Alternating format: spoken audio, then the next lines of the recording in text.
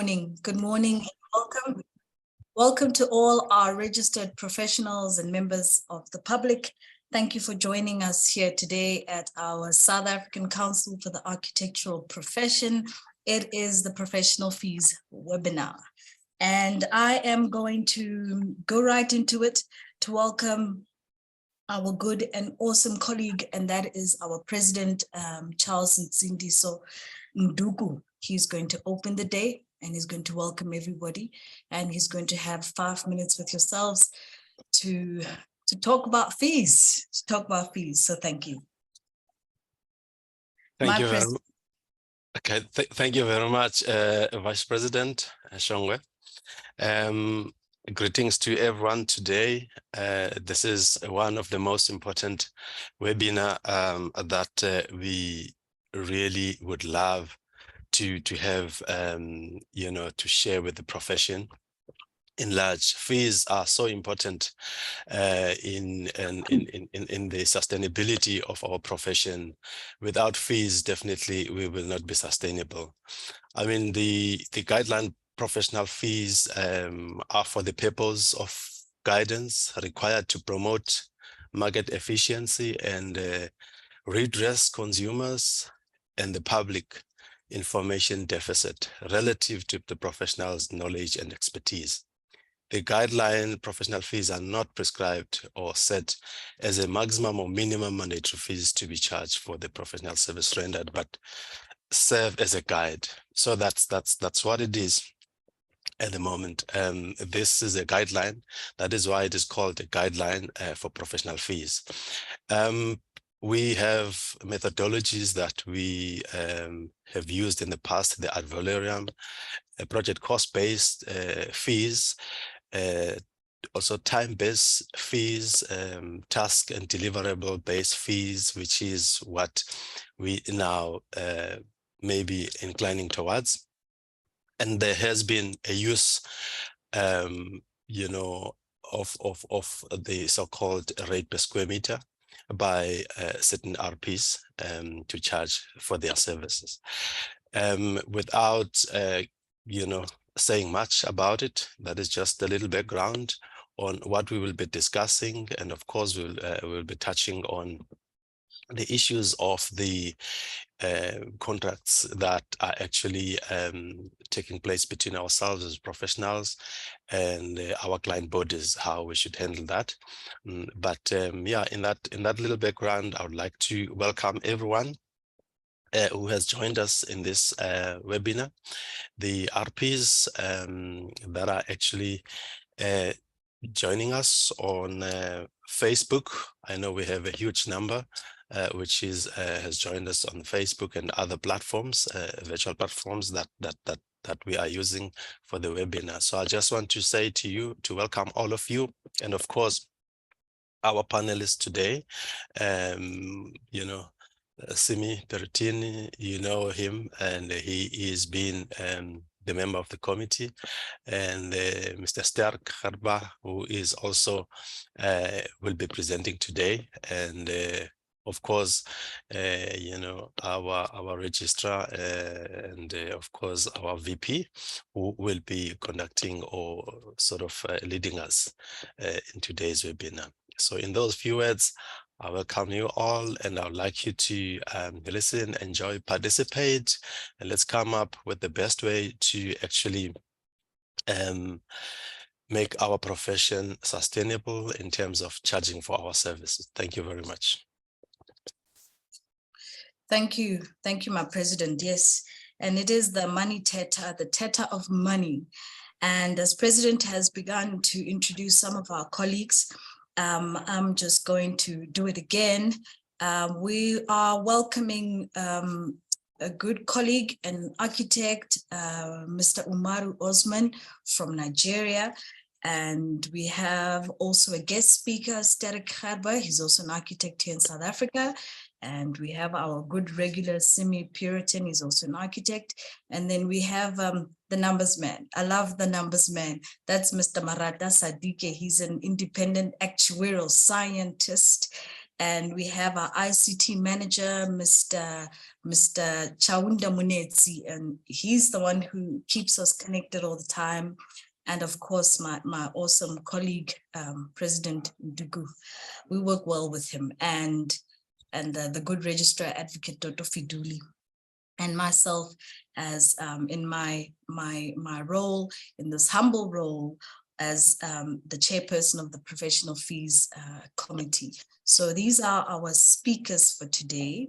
And I think maybe first I will introduce myself. My name is Lethabisa Shomwe, and I am a practitioner, a practicing architect. I am chairperson of the Stakeholder Relations Committee. You can tell I like to talk a lot. And I am also the convener of the Professional Fees Committee. And yeah, I've done a lot of things. I've been registered since 2012 as a practicing architect.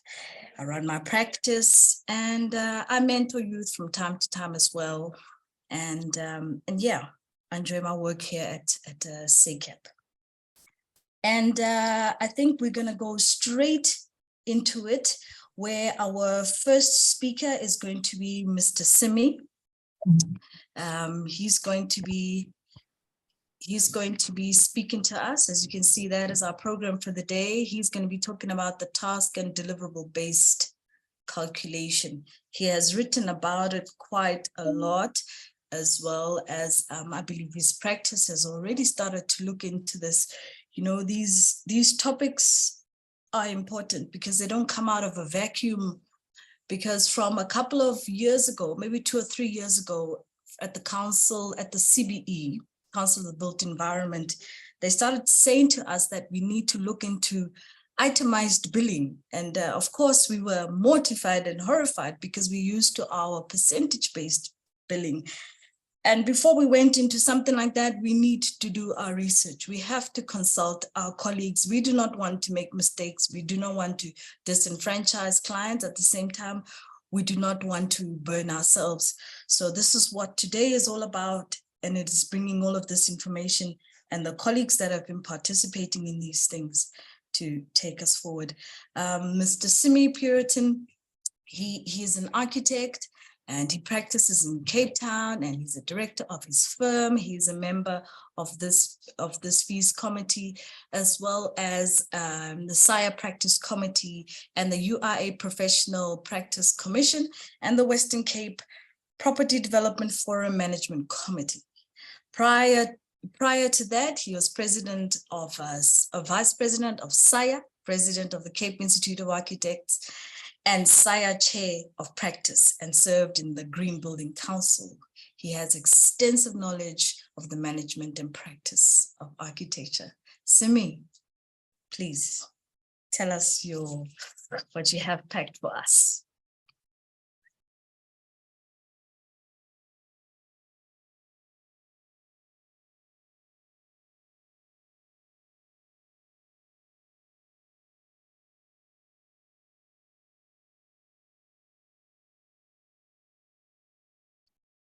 Can't hear you. Unmute. You are muted, Simi. Sorry. Hi, everybody. Hope you can see the screen. The beginning of our great. I can see thumbs up. Good. Good morning, everybody. Some of you have heard me speak on this subject before, or touch on the subject in the context of other presentations I've given about fees calculation.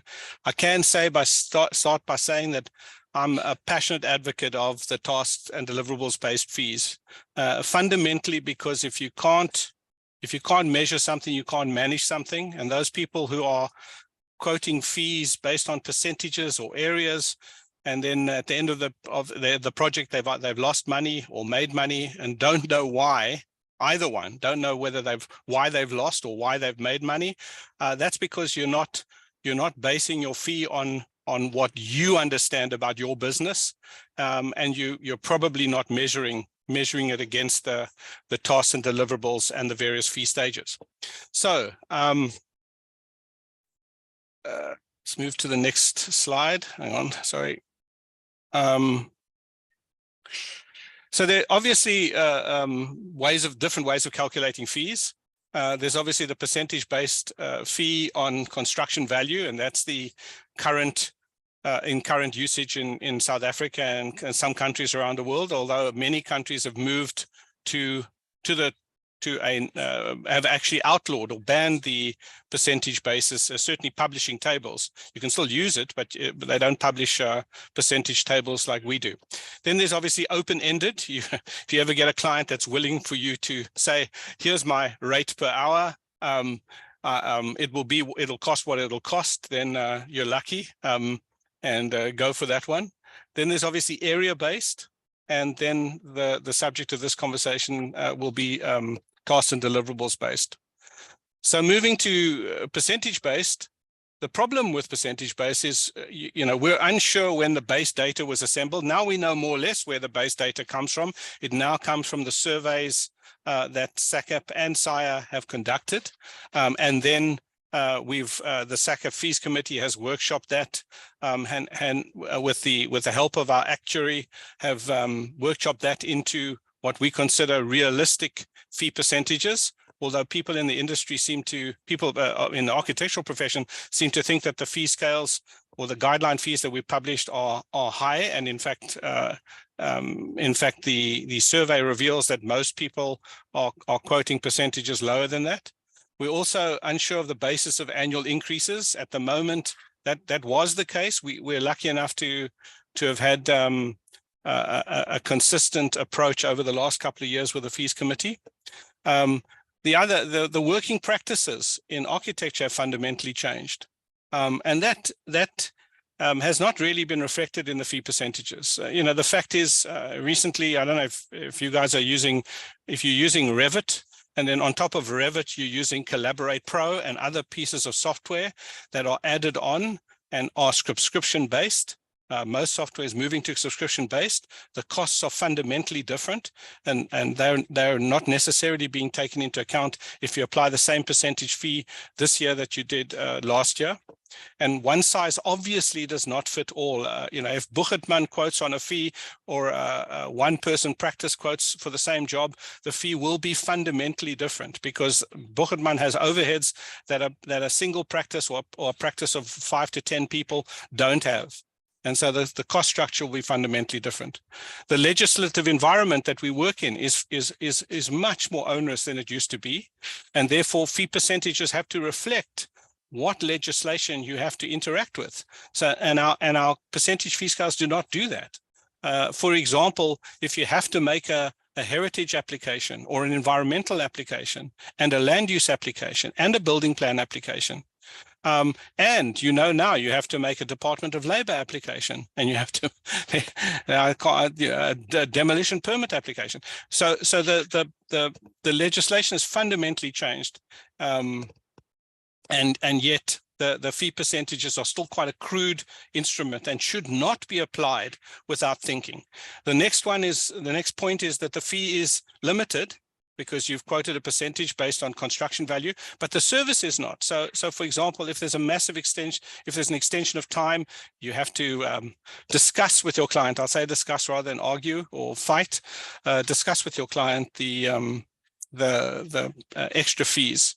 Client never understands why, if he specifies chrome taps or gold taps, you get extra money for the gold taps. I'll try and explain that. And that is all the problems with percentage-based fees. With open-ended time-based fees, it's suitable for work where the scope and tasks are undefinable. And there are cases, maybe short duration projects where it is undefinable. And there you quote staff categories and rates per hour. It's unlikely to be accepted by the client, except if they are short duration projects. I think most clients want to know what it's going to cost. Then there's area-based fees. I don't have any experience with area-based fees, and maybe if we have some questions and answers, we'd like some discussion around area-based fees. But it suffers from the same issues of percentage-based fees. It's just another way of using a particular metric to calculate fees, and that metric needs to take into account the different complexities of the project, and as I said, the legislative environment and other services that you have to provide. And it obviously, like percentage-based fees, should be based on data accumulated over time. So if there's one thing that you should all be doing is recording the timesheets across each project, preferably across each stage of each project, and using that data to inform your fee calculations. And here you come to the tasks and deliverables based fee. Well, you can use, I would recommend using Proxa or similar as a basis for the setting out of the tasks and deliverables, but you expand the deliverables, because in Proxa, and I'll show you an example shortly, in Proxa, the deliverables are necessarily truncated. So you need to understand the costs of previous projects, or if new, and this is fundamental, if you want to start the analysis of tasks and put together a fee based on tasks and deliverables, then use intelligence and first principles. And I'll show you an example of that. There's a micro way of calculating fees related with tasks and deliverables, and there's a macro, there's a global way of calculating, and I'll show you an example. But moving back to Proxa, here is an extract, a screen snip of the Proxa Stage 2 services. And later on, you'll see Marata's presentation will also contain, with a fees calculator, will contain some of similar services to this. This is just an example of the Stage 2 services. The idea would be to read, put this into an Excel spreadsheet and put quantities, assign time, assign staff rates, and then aggregate the fee. So this is the Stage 2 services, and this is what the Stage 2 deliverables look like. And you can see that it is quite broad-based. For example, it says concept design, 2.2.2 says concept design. That obviously has to be fleshed out in concept design. Are you going to produce plans, sections, elevations, a model, an outline specification? What does concept design consist of? So you flesh that out a bit, you allocate time to each of those deliverables, and that is and of course the model itself needs to be built. You allocate time to building the model, and then the output, plan, sections, innovations, etc. And that is how you build up a fee based on tasks and deliverables. So what do you have to do? As I said, you have to define the tasks, and then you need to understand there's design time, there's admin time, there's model building time, and then there's tasks and deliverables specific per work stage. Here, and I apologize that it's small. I'm going to show you an extract, which is a high level task and deliverables based fee. I'll show you a small extract of that. If you squint closely, you can see each stage is defined as a stage. This is the macro level, high level.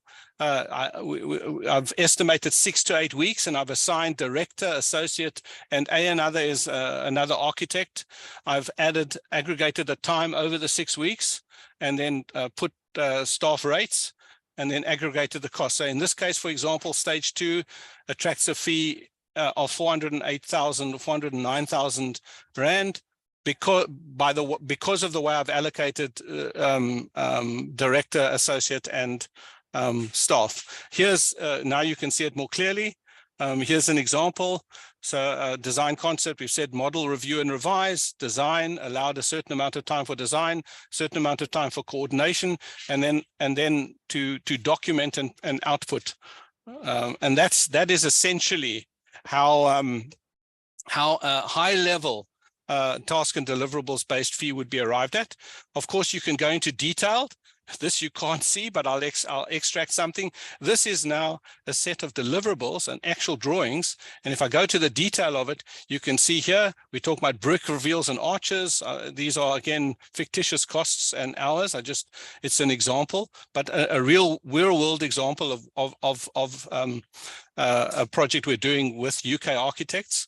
You can see we've allocated hours, we've allocated a fee per hour and a total fee, and then it's aggregated at the end. We've added coordination time and so on, and we get a fee at the end of this.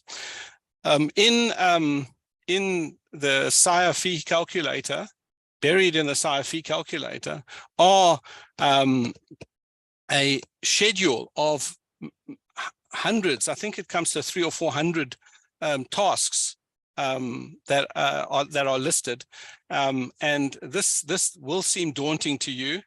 Clearly, this is, if you really want to go down to compile a fee at a granular level, this is you can have a look at this this schedule. I personally think it's too detailed, and you've seen the examples that we use. When I need to go into the detail of it, I expand a particular subject and then refer to my own schedules, or in fact, parts of this schedule. Here is the design, again, the design concept stage. Again, you see tasks listed. And here's, for example, the design development stage, and the tasks get larger. If you look, I don't know if you can see my pointer. If you look at, for example, 4.14, you'll see liaise, cooperate, and provide necessary information to the project manager and other consultants. And then it lists the other consultants. In my opinion, this is too granular, because you can aggregate that, and you can assume you're going to do that tasks with all of these consultants and allocate a certain amount of time, depending on the duration of the stage. But obviously, tasks and outputs, tasks and deliverables have to be based on costs. So costs are made fundamentally of, consists of salaries and overheads. And salaries consists of a base salary. Hopefully there's a potential bonus that you have to factor in, and overtime. And I don't know if you've noticed the debate on LinkedIn and in the UK particularly about paid overtime work. Certainly the more junior architects are getting fed up with doing lots of overtime for no extra pay, and there's a move towards paid overtime. My own practice pays time and a half for overtime, and if you do the calculation, you would realize that even if you pay your staff extra, if you get productive extra hours from them where they're happy because they're getting paid and it's not too onerous, that is cheaper than having another staff member employed. So overtime, if used fairly and effectively, is a very good good tool. But obviously, you need to factor in that it carries a cost.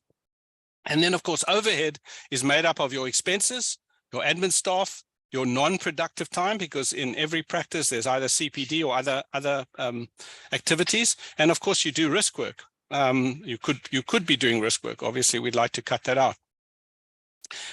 And if you look at hourly rates, you have to understand how hourly rates are made up.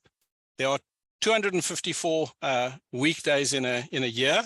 We have 9 or 10 public holidays, average 5 sick days per year, average 15 days holiday.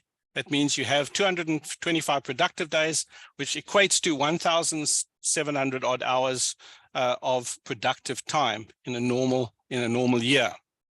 And then you have to take that 1,700 productive hours, 1,687, and you have to decide how much time is not related to projects, how much staff time, associate time, partner time.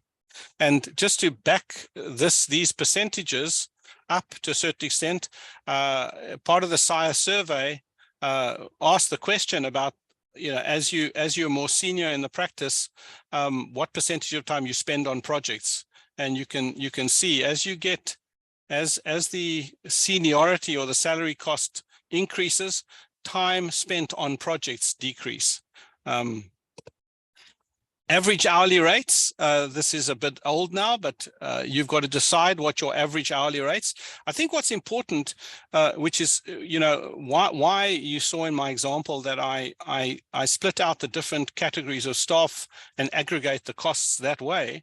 The problem, if you aggregate, in the UK, they advocate having an average hourly rate. So you take these 4 categories, for example, partner, associate, architect, and technologist, and if you decide to average it out, I'll show you the difference. If you look here, the average, if you had partner, associate, architect, and technologist, the average is 712 Rand per hour.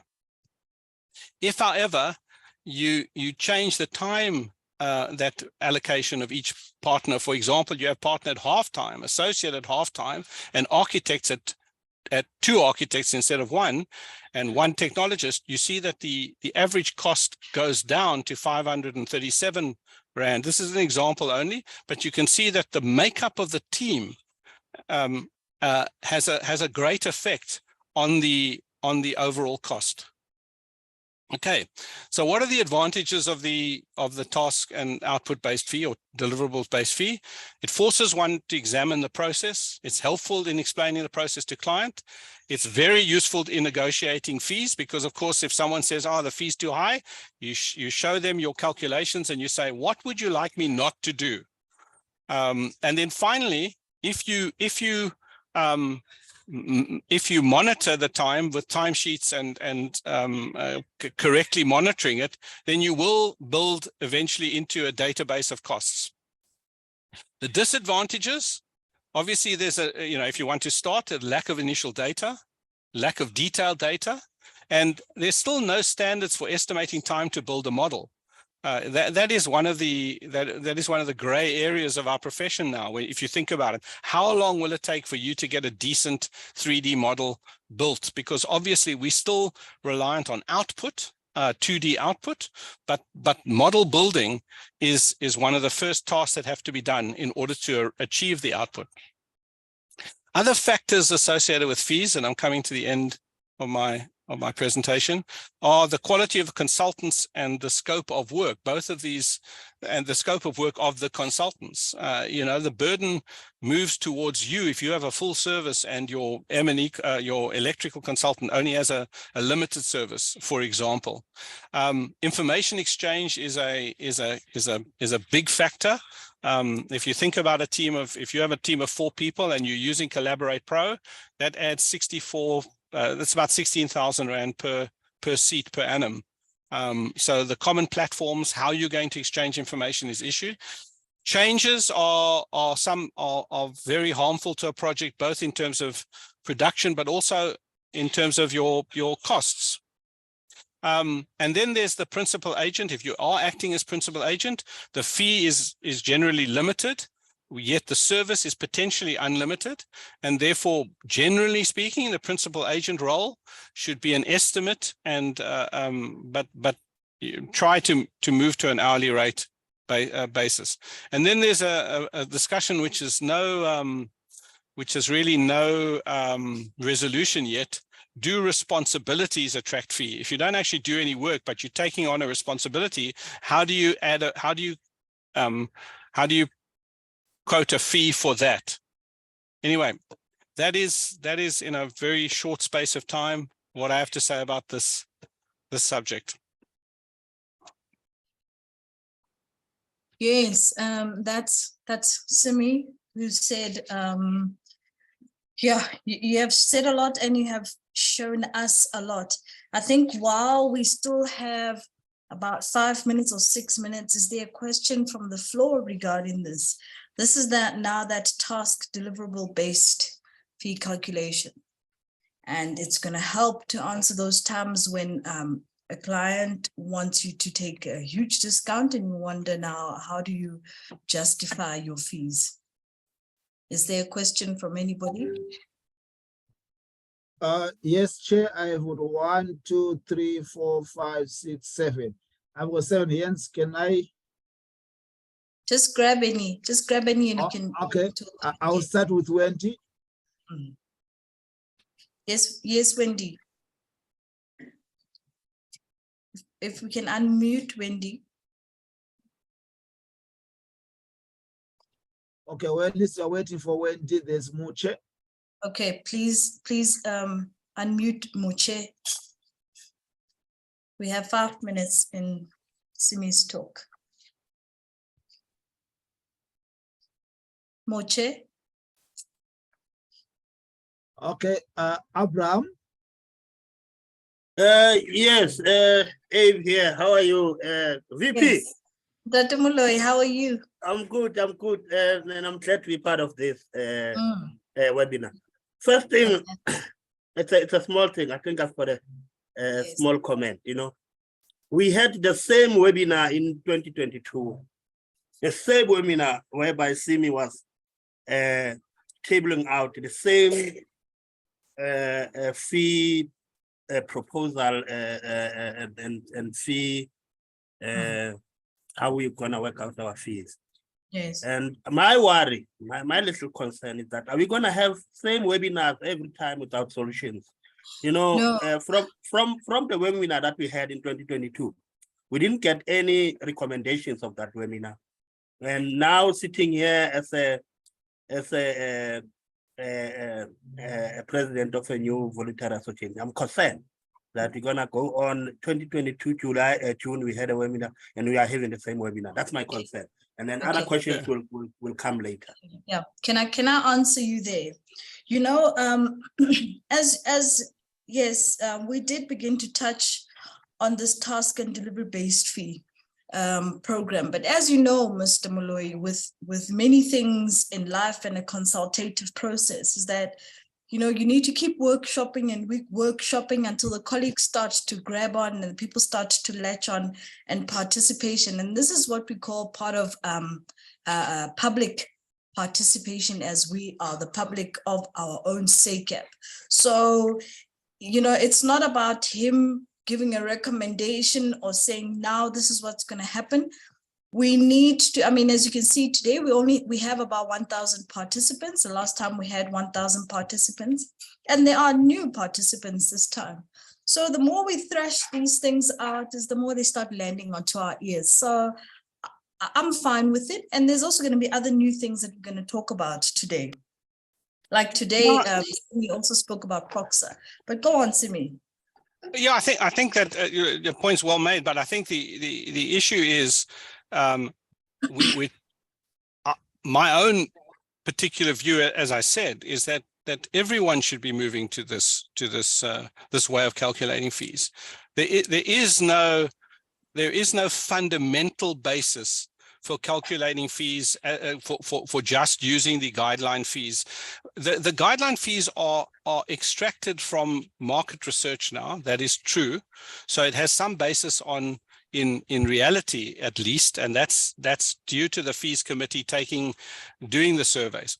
But I think the point is, it's if you're not measuring it, if you're not doing it by measuring, by using timesheets and allocating resources, then you really don't have a good handle on your costs, and therefore there is no fundamental basis for your fee. You know, you won't have the answer. Why did I make a loss, or why did I make a profit on this particular job? And so what I would like is engagement from the people attending today. And they may be the same people as last time who didn't make any particular comment one way or the other. But I would like to know whether people that are attending have moved towards tasks and deliverables based fee calculations and have moved towards measuring their performances with timesheets and with a program like Fresh Projects, for example, which is what we use to capture real-time data on projects. Have people moved in this direction? That, for me, it's an imperative. Obviously, I don't speak on behalf of the fees committee, but I think everyone should be doing it. Yeah. Now, look, Simi, I welcome that. The more we speak about something is also the more we become acquainted with it. So it'll always be a benefit. I mean, look, I'm a practitioner. I'm used to percentage based. And the first time I heard from the CBE that we need to start looking at this itemized billing, I mean, it raised my hairs and I was inclined to say, no, let's block it. But we need to also hear what other countries are doing. And maybe there is method in what you're saying. So the more we speak, the better. Okay, if we can move on to our next speaker.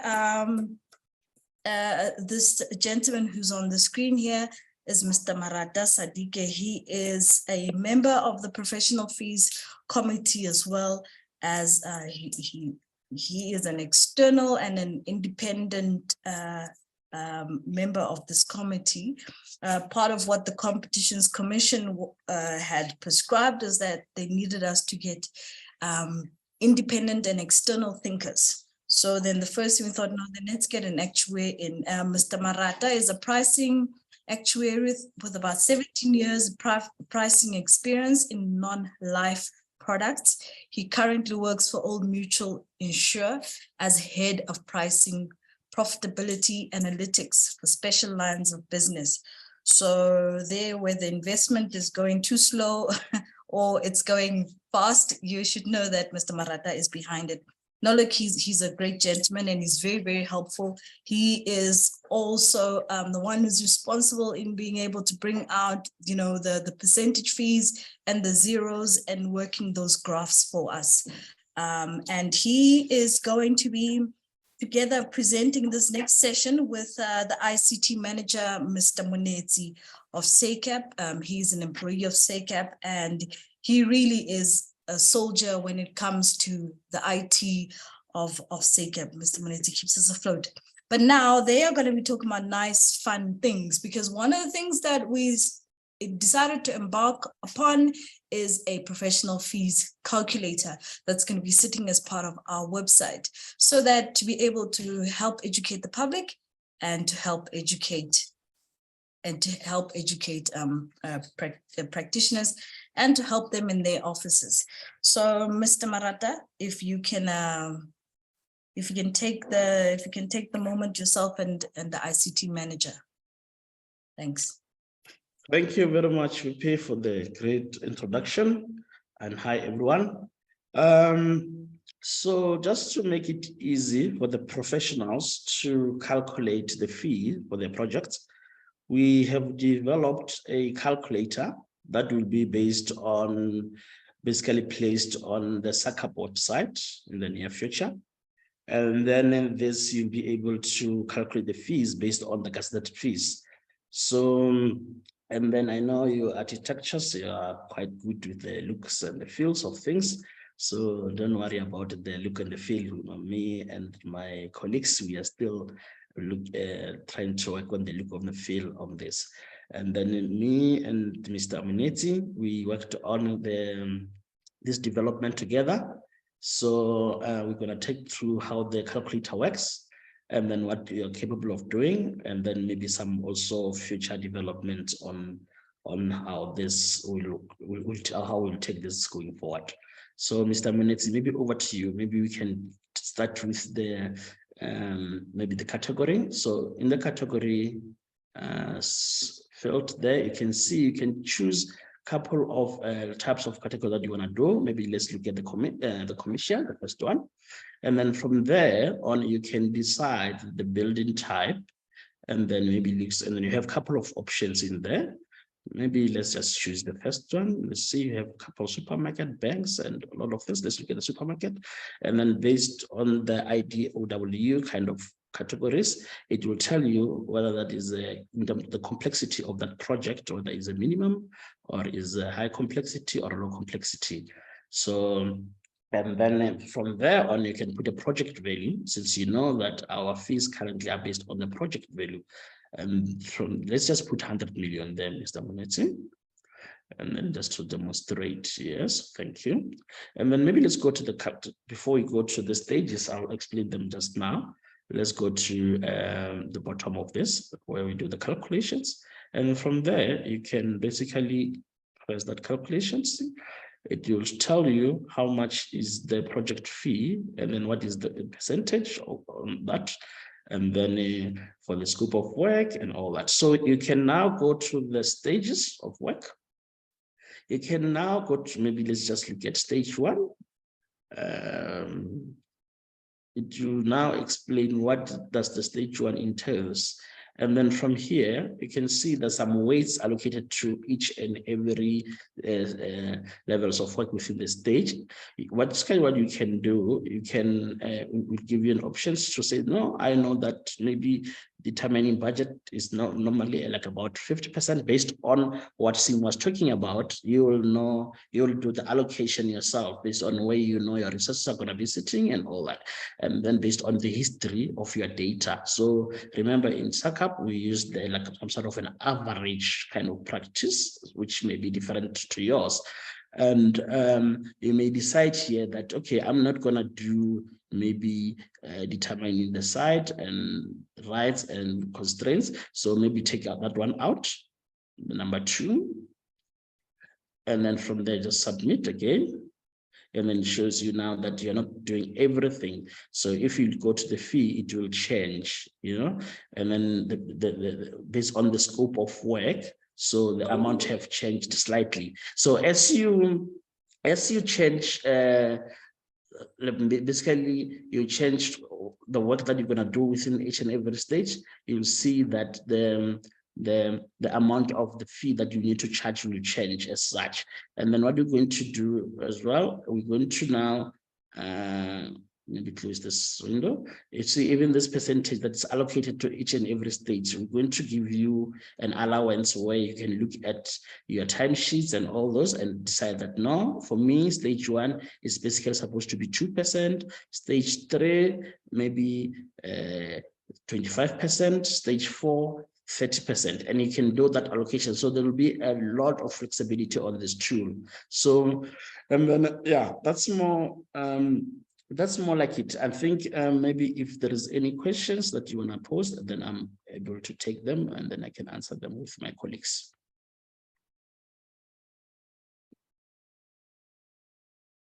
And then also, maybe just to add, these percentages are just going to be set by the fees committee, and based on the average, they're actually now, as you see them on that SACAP report, they're based on what is being published in the Gazette, but we'll give the professionals the flexibility to change those based on their own timesheets.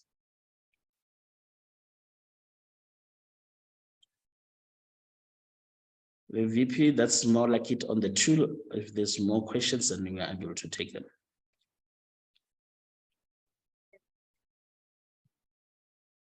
Yes, Mr. Marata, there's some commentary that's coming through here. Would be great if the fee calculator also gave the IDW categories allowed to work on that type of project. Would be great if the fee calculator also gave the IDW categories allowed to work on that type of project. I think it does. The IDW, I saw that we've already incorporated the medium and the medium complexity and high complexity, but we are also working towards being able to incorporate the IDW codes. Yes. Is there any other question or comment? Does Mr. Munetsi want to say something? Because I know there was also a whole lot of at the back behind the scene work. The actuator did show me that it's very complex, as much as now it's starting to look very simple and impressive. Is there a question from anybody on the floor? Let me answer a few questions here on the chat before we go to the live ones. People, they're asking, where can we access the fees calculator? How can I get a copy of this fees calculator? Okay, this fees calculator, it will be on our website as from the 1st of April. It will be on our website, whereby you can go to the fees calculator and use the fees calculator. We will, through Mr. Marata, there, update it if there's any information that you wanted to be added onto the calculator. Yes, there is. I think I answered a number of questions from the chat there. Yes, it will be available for repeated buildings. You can actually save whatever you have worked on it. We are also planning to put like a quotation module, like, so that you can have a template quotation from the calculator. Is it an app? Yes, it will be an app, but not now. We are going to develop our SACAP app probably on the next financial year, that is 2024, 2025. That's when we are going to have or to consolidate all our apps and our system on an app, not this financial year. Okay. Chair, through you, can I take the hands from the floor? We are almost at the end of the session. Okay. So I'm just going to answer one or two of these things. Well, we have a comment here from Paul Nomga and says, wow, this is really fantastic and this is great. And Wayne Hendricks is saying, thank you, much appreciated. And then Robert Lando is saying, is it possible to edit the percentage for each stage? One thing that I can say to our colleagues is that, you know, these questions that you're asking, a lot of them we are also asking ourselves as we are working this solution. So there's a whole lot of work that's going to go into it. You know, questions I hear about principal agency, where does that fall in? And so we are baking this and understand that it's not going to be this kind of thing that it is suddenly finished. We will put it up, and as the questions come in, it'll be worked further and further and further. Right, Mr. Marata? Yeah. Definitely. So it's a work in progress. I'm sure by 2027, it will be very, very I like that. Yeah. So by him saying 2027, he's just saying that it will be an ongoing, continuous reworking to make it better and better and better and better. And then thank you, Coralie, says everyone. Thank you. I love this talk. So this is us, SACAP, wanting to make things more tangible for the professionals as well as for the clients. There's a colleague here who says that he's already started using the task deliverable based fee, and he says his clients love it because they see actually what he's talking about and what is he pricing, and it's yielding happiness. So it's great for those that have started. And then now we are going to move on to our next colleague, who is our next colleague that's going to be speaking is Sterk Gerber. Now, Sterk Gerber is an architect, and his topic is going to be the impact of the basket of fees on the architectural profession and the discussion on the professional fees adjustment within work contracts. Now, basket of fees, as you know, that's that thing where you're working with a developer and he says, oh no, I've only allocated 14% for everybody. And then from there, all of you need to figure out what your percentages are. So that's what is meant by the basket of fees. So Sterk is actively involved in many projects and different developments. He has 24 years experience, project management, as well as in commercial offices and hotels and leisure. And he studied at, he studied his MTech in 2003 at Tshwane University of Technology. That's where I also studied. Yes, and he also completed his MBL, Masters in Business Leadership Strategy at UNISA, and he is also currently busy with a PhD, and he's into horses and he likes to paint. Sterk, good morning and welcome, and please take us into this talk. Thanks. Thank you very much. Thanks for a nice introduction. Let me just see if I can quickly get my presentation up and running. There we go. Can you guys see that? Right, thanks so much. Right, my name is Sterk Gerber, and I'm from a company called Workerman & Partners. I've been a partner here for quite some time. I'm as old as the furniture, and for some reason I've decided to start with a PhD. So I've registered at Wits School of Construction Economics and Management with my supervisors, Dr. Dave Root. And the working title of the research is Equitable Fee Allocation Matrix for Construction Industry Professionals in Commercial Office Developments in South Africa. So I think what we need to take out of this is we are specifically looking at the typology of commercial offices, and we're looking at the fees for construction professionals as a whole, not just for architects. So before we start, I have to say that this research proposal was accepted by WITS, but it's still only a proposal. So this is preliminary research that I'm dealing with you guys, that I'm showing you. It's not yet been published, but it'll give you an idea of some of my views and some of my preliminary findings on the very sensitive subject of the fee guidelines and how the fee guidelines are used as a tool to distribute fees to construction professionals when the fee basket is on offer. So that's the purpose. So, right, if we just go back a little bit and we see, you know, where did we start? We know that fees for construction professionals have been under pressure since 2008.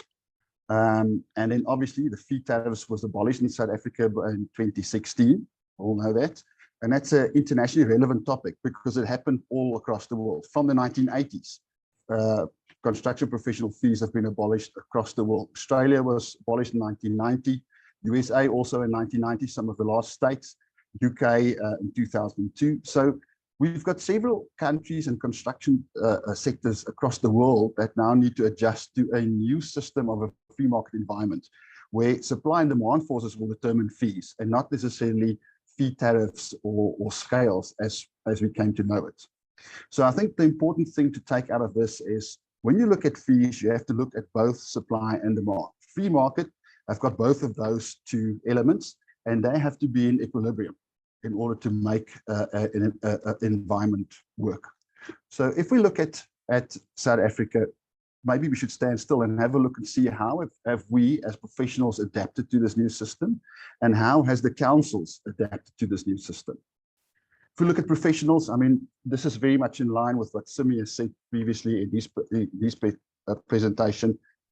As architects and also I think the rest of the construction professionals, we've always been taught what to invoice, not necessarily how to invoice. I've always maintained that we train probably some of the best architects, QSs, project managers, engineers in the world.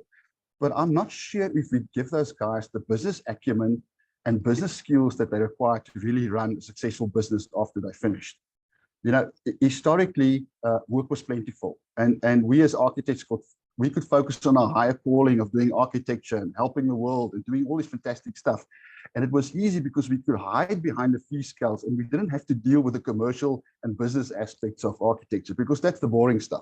Obviously, we'd rather design something than deal with that. But things have changed and we should adapt to that system. You know, work is not plentiful anymore. We're competing in a highly competitive environment. We've got a low growth economy. We've got scarce resources and opportunities. And as architects, we need to adapt. And that's very much in line with what Simia said. We need to develop the capabilities and skills to properly invoice. And the only way we can do that as professionals is that we have to develop a time-based data set.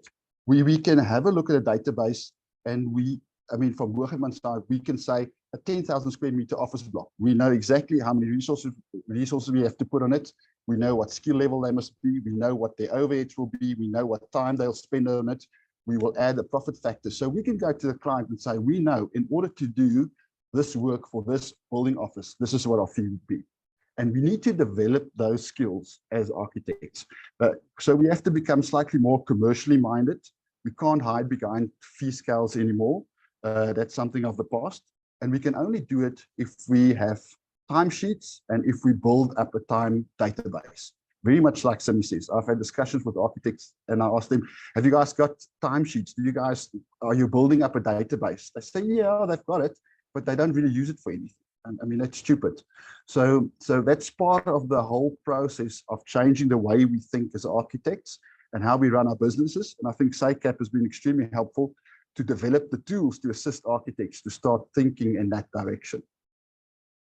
Right, if we look at the councils, how has the councils adapted to this new free market system? Now, I've got to tread carefully here, but my preliminary research, as well as studies by Prof. Jan Wim at Stellenbosch and Prof. Samuel Larrea at WITS, we can't seem to find any real data or rationale or scientific evidence that would support some of the adjustments that have been made to the fee guides by some of the councils. If you evaluate the changes that's been made historically, The councils will tell you, it's very scientifically done. But if you look at it objectively, it seems to be based on historic fee data, which is then combined with some of the council members' feedback, such as salary surveys. Then they add something like estimated overhead factors and profit margins, and voila, there you have a guide.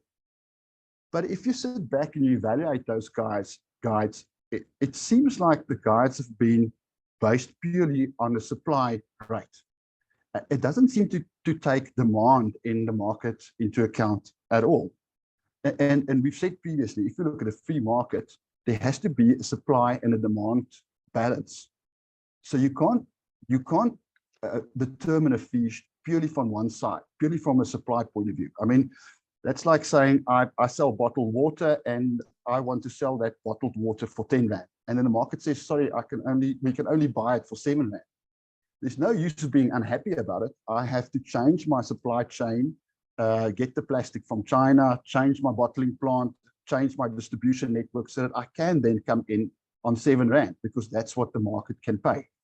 What we're doing at the moment is we're complaining that we're not getting the price that we should be getting, but we're not sure if that price is correct. No one seems to question the accuracy of the fee guides. Right, so there's numerous studies been done in South Africa that indicate that the current fee guides are not attainable. Now, we know it's only a guide, but I mean, if you look at the studies and you look at the data, I mean, it shows that discounts anything between 20 to 60% has been recorded. In the past, construction professionals actually negotiated their fees directly with the client. That was the way it used to work. But because of this fluctuating fees and increases that has happened historically, it became very difficult for clients, and they didn't want to deal with it.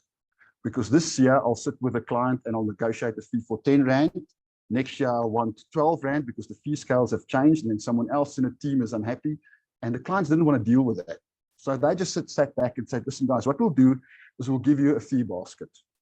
Based on the viability of the project and the return of investment we want, we are willing to give you guys a certain percentage of the construction cost, whether that's 10% or 12% or 13%. And you guys go and fight it out amongst yourselves. You guys go sort it out. We don't want to be part of your fight. The problem is, how do you distribute that demand price, which that's in essence, that is what the fee basket is. That's what the market can afford for the service. That's the demand price. How do you take that demand price and you distribute it fairly to the consultants? The only way we've got is the fee guidelines. There's no other mechanism or tool that can be used. So at the moment, that's exactly what's happening. The fee scales and the fee guidelines are being changed by the councils, and we're not quite sure why. We'll get to that in a second. And those new guides are used then to distribute the fees to the construction professionals if the fee basket is on offer.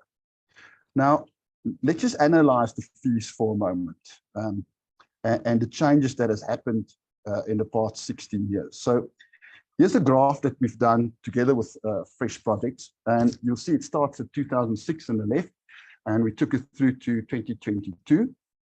And you can see on the left-hand side, there was an interrelatedness between the fees. They were all fairly closely grouped. And then in 2008, you can see the red line, that was the QSs, they increased their fees quite drastically. And that was followed with the gray line that was increased from 2006 as well. Now we've got to go back and say, why were these fees increased? What happened that could justify these massive increases? Was there a change in legislation? Did the workload change? Did the scope change? Was there something that happened that meant that the QS had to do a huge amount of work that was extra, and that could justify an increase like this? Because you can see now what happened in 2011, the PMs increased their fees again quite drastically. Here in 2012, the yellow line was increased. That's the engineers. You can see there's a little pink block here on the graph. That was the CC investigation. That was the Competition Commission's investigation. So you can see there was no movement in fees there. But if you analyze this graph, you can see on the left-hand side, there seemed to be an interrelatedness between the fees. And if you look at the right-hand side, you can see there's no interrelatedness between the fees whatsoever.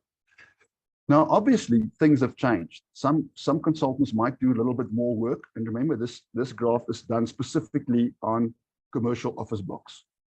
So the work that the architect did in, let's say, 2011 on an office block, and the work that the architect did in 2015, and the QS and the PM, can't be that dramatically different, specifically on an office block, because for office block, the services rendered by the consultants for normal P-grade office block should remain fairly stable.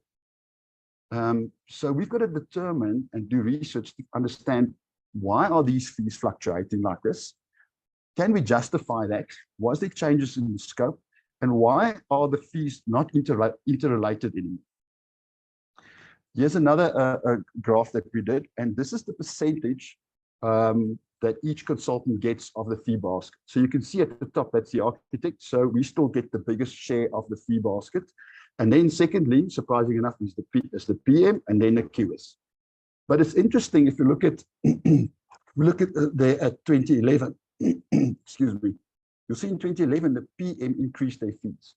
Now just look upwards to the architects and to all the other consultants. When the PM increased their fees, all the other fees of all the other consultants will be pushed down, because obviously there's only so much money in the fee basket. If there's 100 Rand in the fee basket and one of the consultants says, listen, I want a little bit more, everyone else has to sacrifice.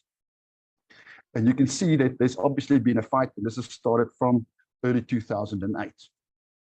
So what I've done is I've taken this graph and I've put it into a table format to analyze it even further.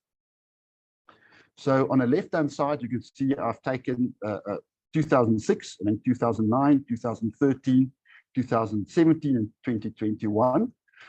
And then horizontally across, I've got the architect, the PM, the QS, structural civil engineer, mechanical engineer, and electrical engineer. Now, the blue line running across at the top, that's the base year in 2006, when the fees were still related to one another. So you can see the architect had 32.5% of the fee basket, the PM at 19%, the QS at 14.5%, structural civil engineer at 14%, mechanical engineer 9.5%, electrical engineer 8%. Now, if we go down to line 2, you'll see there's a little gray box there that says plus 13.79. So what happened there is the QS increased their fees with 13.79%. And obviously, if you look at the other consultants now, you'll see it pushed all the other consultants down. The architect was pushed down with minus 3%. The structural civil engineer with minus 7.14. Mechanical engineer was pushed down. Electrical engineer was pushed down. Then in 2013, line 3, you'll see there's 2 gray boxes there. You'll see the PM increased their fees with 26.32%, and structural civil engineers increased their fees with 7.69%, which again pushed all the other consultants down. In 2017, the architects increased their fees with 18.64%, and the QS increased their fees again with 13.33%, which pushed all the other guys down.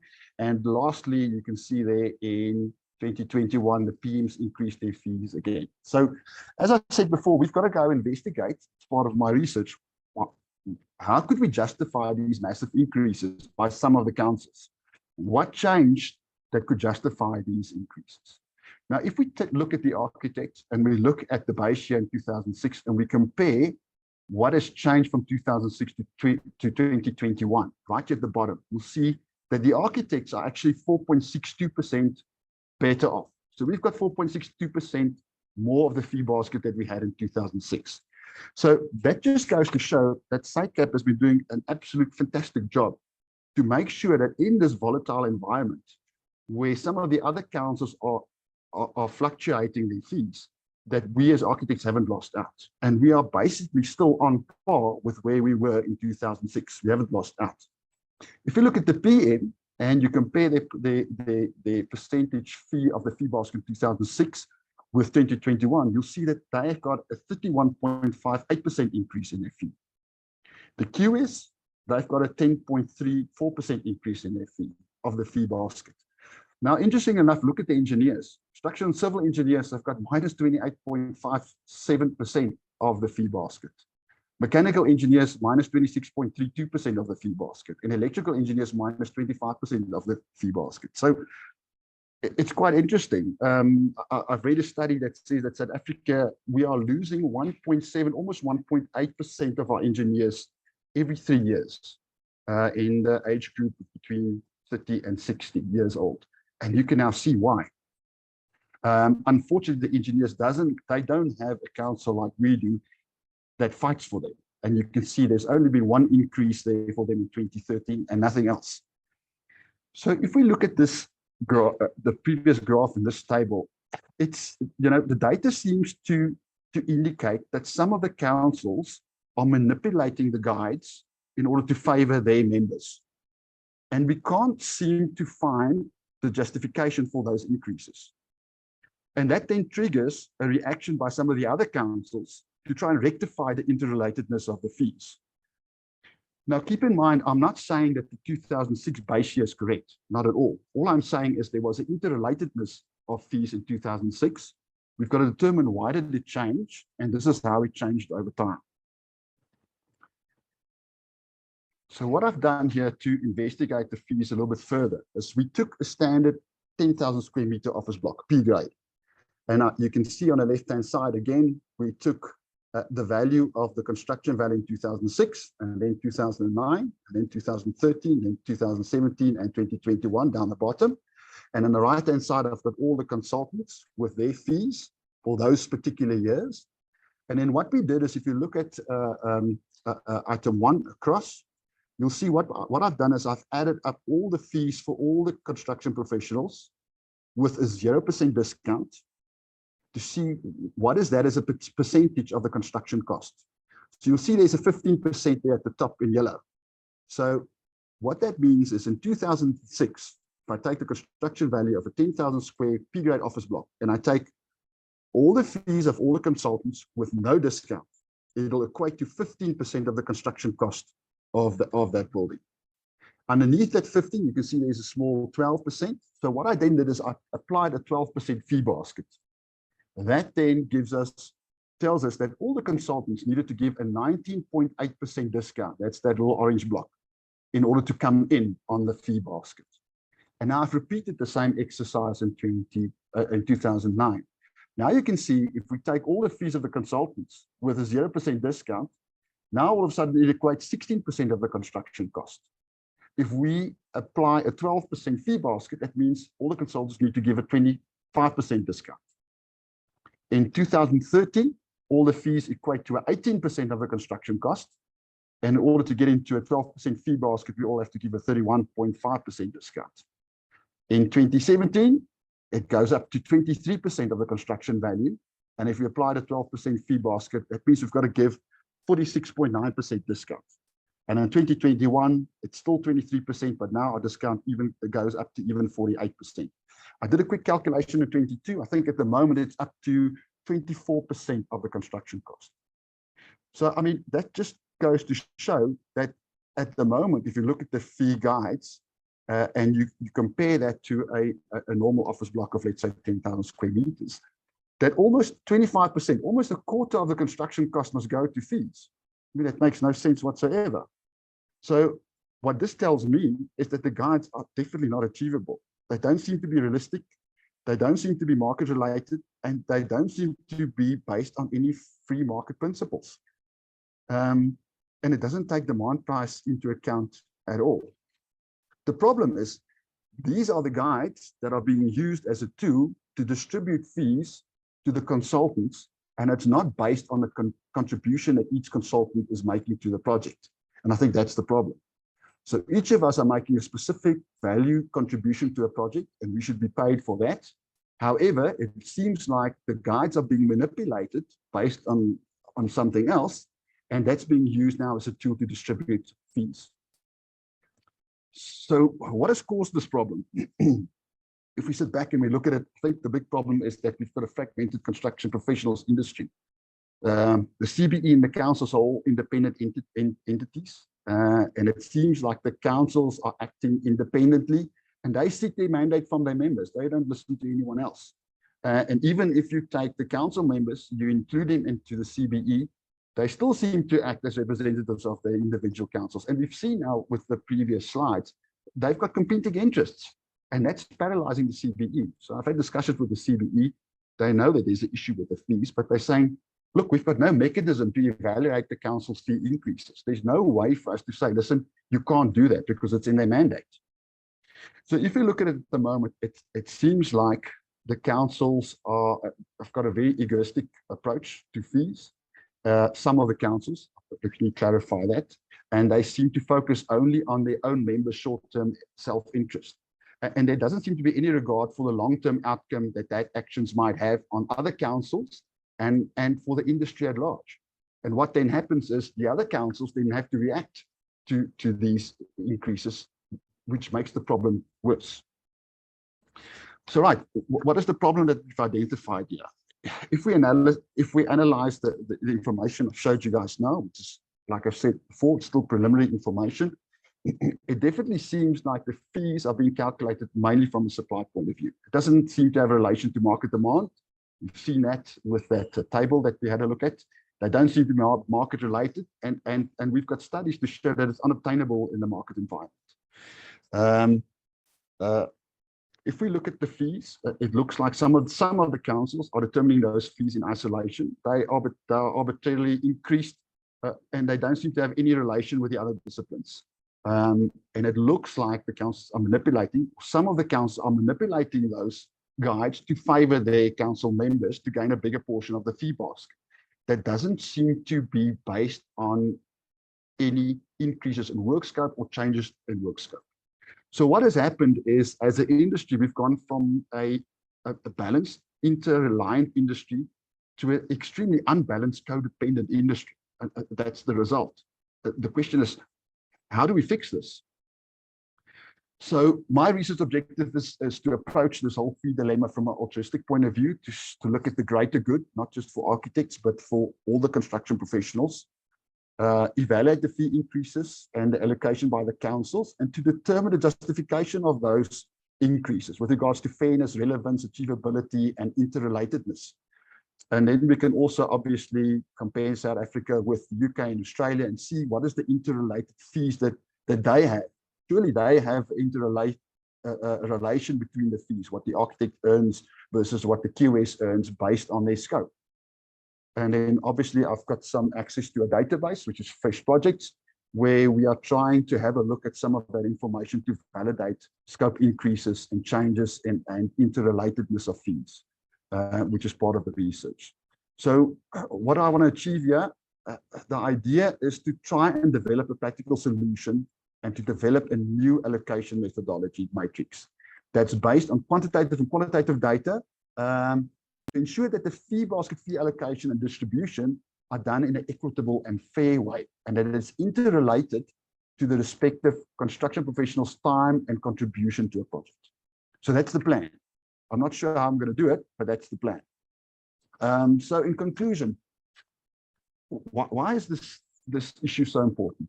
If I think we've mentioned it before in this forum, if we can't get proper fees and we can't get paid fairly for our contribution to a project, that means we can't be profitable as construction professionals. And if we're not profitable, we can't be sustainable.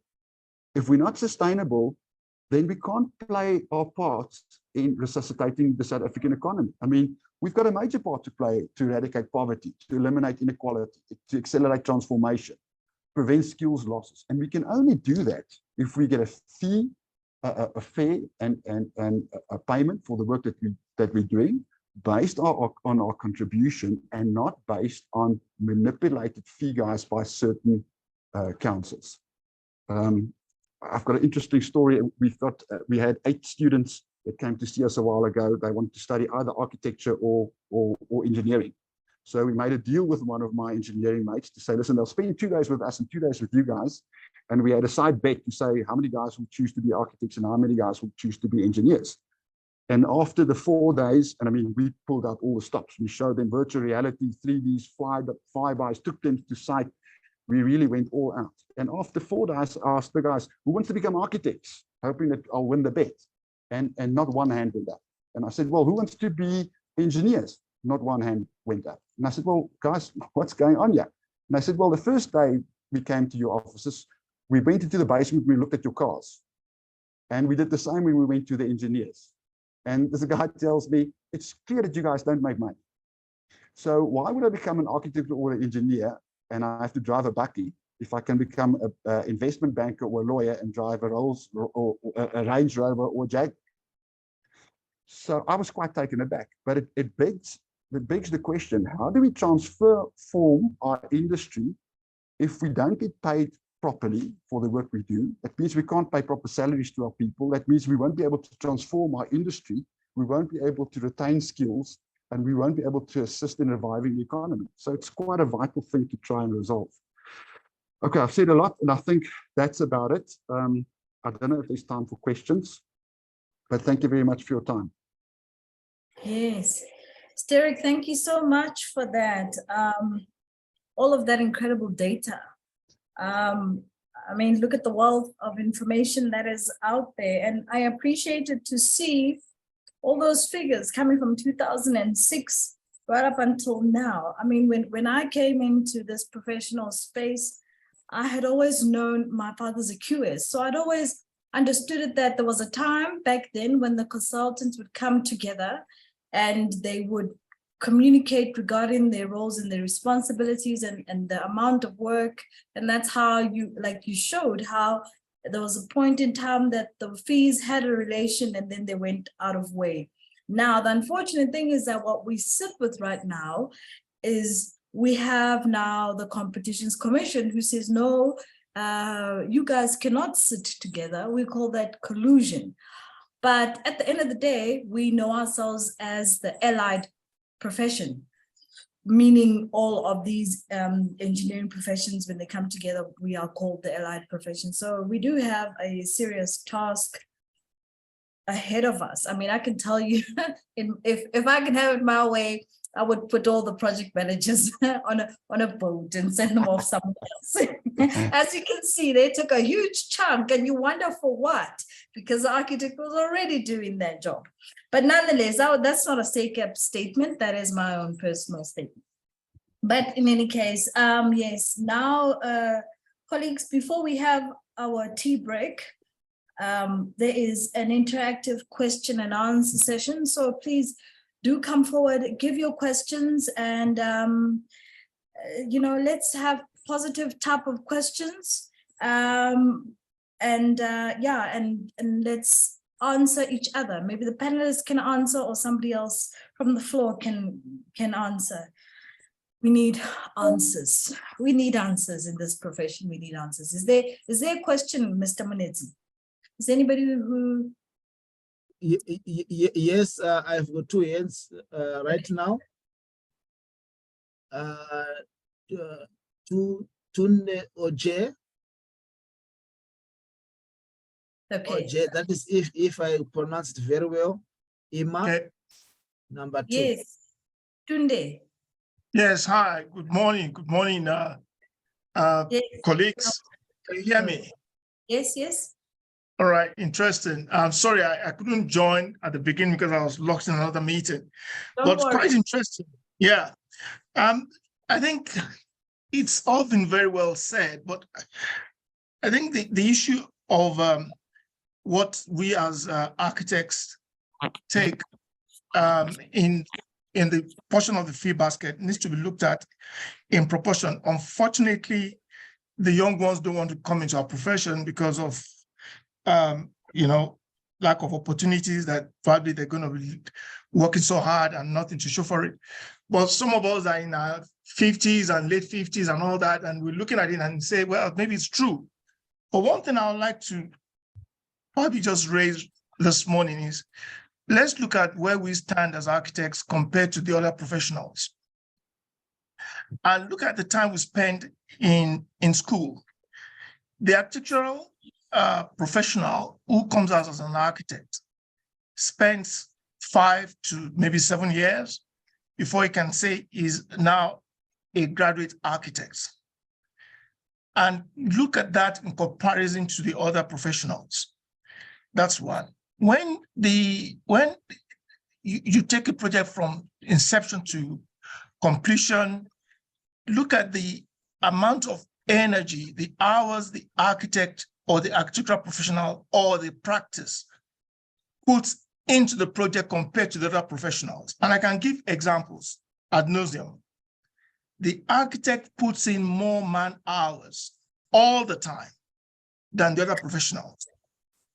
So if we say that we all came out of school and we all have the same hourly rate ascribed to us as professionals, would it not be fair to say, if you put more man hours in this project, then you should be getting equitable fee for that? Because there are many times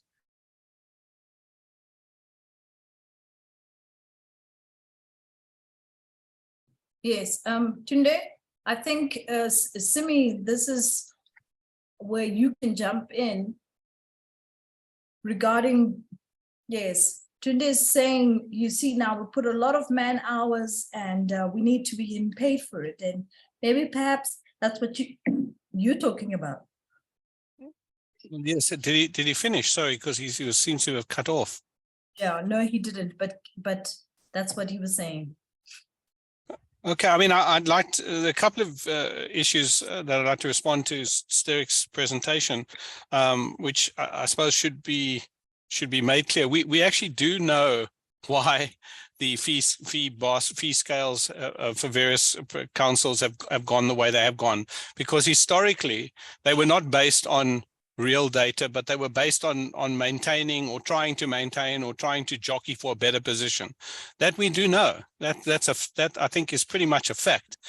Until the SACAP Fees Committee based their last, their second to last fee guideline fees on historical, on survey data, and then added various factors to that survey data to suggest a sustainable fee. And those factors were things like the proper cost of IT, or that, for example, that architectural salary should be higher, and so on.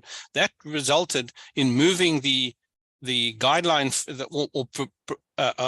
calculating the guideline fee as an uplifted survey fee. And I think Sterek, if you need to go into more detail, you can contact Marata and myself and the members of the fees committee to get that data.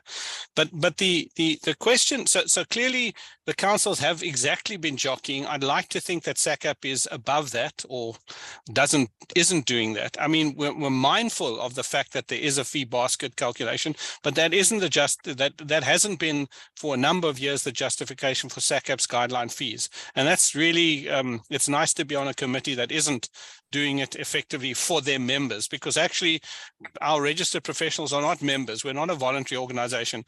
We're a statutory body. So we are protect, and our mandate is to protect the public. So the public has to understand why fees are what they are.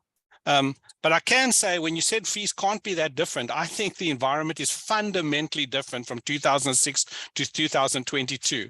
The software, the hardware, the legislative environment, the responsibilities. There are so many, and the complexity of construction in more complex buildings are fundamentally different in the architectural profession.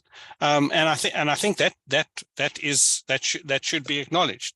The last point I'd like to make is the following. So, maybe it's easy to say, hard to do, but understanding what it costs you to do a project, what it costs in man hours, exactly what the last commenter said. Understanding that will allow you to make decisions about what projects you take on board and what projects you don't take on board. Because if you don't have that basic knowledge, then you're going to take on projects which which will make a loss. And that is a ridiculous way of doing business. It is absolutely ridiculous.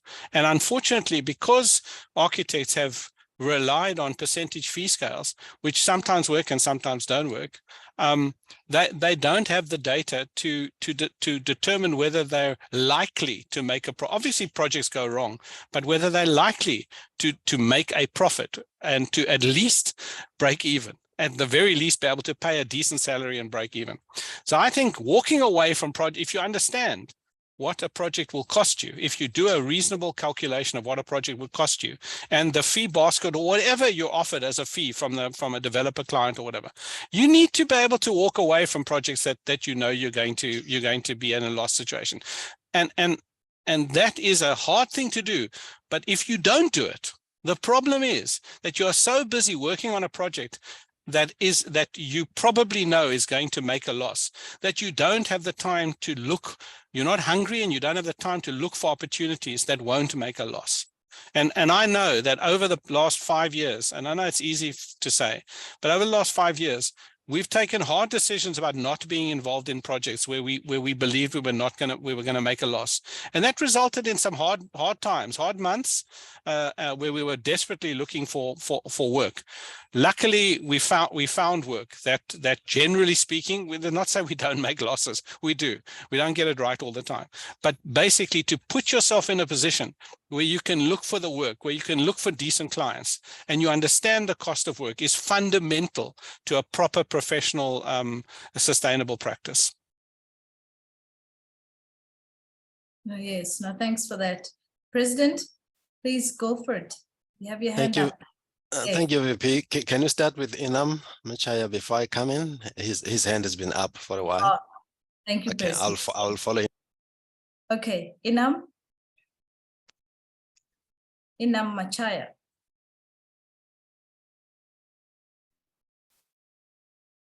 Inam, it's your moment. Oh no. Maybe let me come in while Inam is. Maybe there's a problem there. Yes. Yeah, I think the reason why in all the councils, SACEP is the only one that has signed an MOU with the Competitions Commission South Africa is purely because of the methodology that we've adopted to actually determine the fee guideline at the moment, which is based on, data, the historic data for the projects, different kind of projects, which was achieved by undergoing those surveys. And I know that we are struggling to actually get participation from the RPs or from the profession, to actually even make this survey to crystallize a better data so that we can have a really more accurate data to base our fees on. And I mean, if you look at Sterk's, presentation and research that, our profession, under the council at the moment has a reasonable increase, which is linked to the,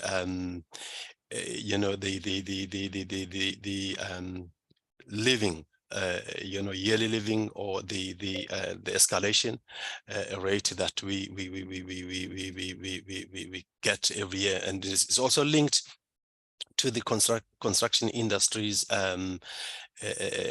data on the cost of building construction. You can see it's reasonably priced. Is higher. It's you're not making loss, as Sterk has said, but we are not making a high profit or good profit. So hence, when we negotiated with Competition Commission, it was easy for Competition Commission to see that there is a scientific approach in what we are doing to try and determine our fees. Is it enough? No, it is not enough. Hence, we as a fee committee, of course, as Simi has mentioned, that we are inviting, architects and all architectural professionals to actually contribute to this, because the sooner we get on with it, it will actually empower us to understand the exact cost of our service as professionals in this profession. Relying on the ad valorem system, which is a cost base of the project, is really not helping us much, and the approach will also, the task-based and delivery fee calculation will definitely help us, empower us and solve the problem of excessive discounting, because instead of discounting the fee only, and then but you're providing the full service, which really is creating serious problems to our practices and our profession, and it renders it unsustainable. I think that can easily be solved. We won't have to worry if the client, as Simi has put it, if the client is asking for a certain discount, and then you just go into your line items and say, which of these items would you like me to discount or not to actually apply? So I'm trying to say, again, coming back to the question of the previous speaker, where he was comparing architects' education relative to other professions. Yes.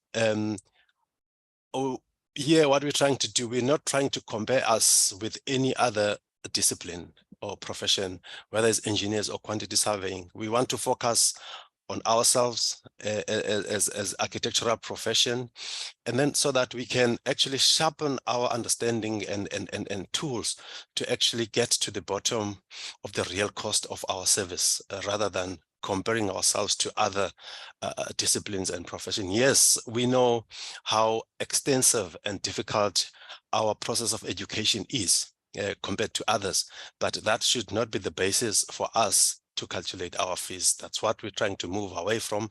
Let us focus on what our service we think costs, and then we have historic data that we need to mine from ourselves, because we've been working on this, and then getting our local South African data, probably compare that with the international standards and norms, and the information you get.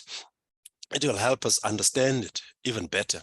I mean, we all know that the law society, if you go to an attorney and when you get the bill from an attorney, the detail you find in that bill, in that invoice, is incredible. We don't have that amount of detail when we invoice, because we're not sure of our cost as a service to our clients. And then if we can get at that level, and then before we even think of looking abroad, I think we can even look in those societies to actually learn, how are they really charging? How are they determining their cost? So what I'm trying to say, I think our focus should be on ourselves. We should look at how we charge, how do we make our profession sustainable, rather than comparing to any other discipline within the built environment profession. Thank you. Thank you, President, and thanks for just taking us back to the fact that why our fees did show some growth, like how Sterek was showing, is that for the fact that we embarked on that study that talks about the cost of doing our work, and that's what led us to be able to have this MOU with the Competitions Commission, where they accepted that we can publish our fees because they understand where they're coming from. Can we have Paul Sheridan? You have your hand up. Hi, my question revolves around pricing risk into your fees that you're charging. I think everyone kind of agreeing that you basically build up rates based on your input costs, then add your profit, add a contingency, etc., based on your knowledge of the project you're going to do. But then you get risks. If a project got an extremely tight timeline, or you've got a very difficult client, and we all have great clients and not so great clients, how do you put that into, and besides, obviously, you can say, we don't want to work with this person or company. How do you allocate cost to that, cover that risk?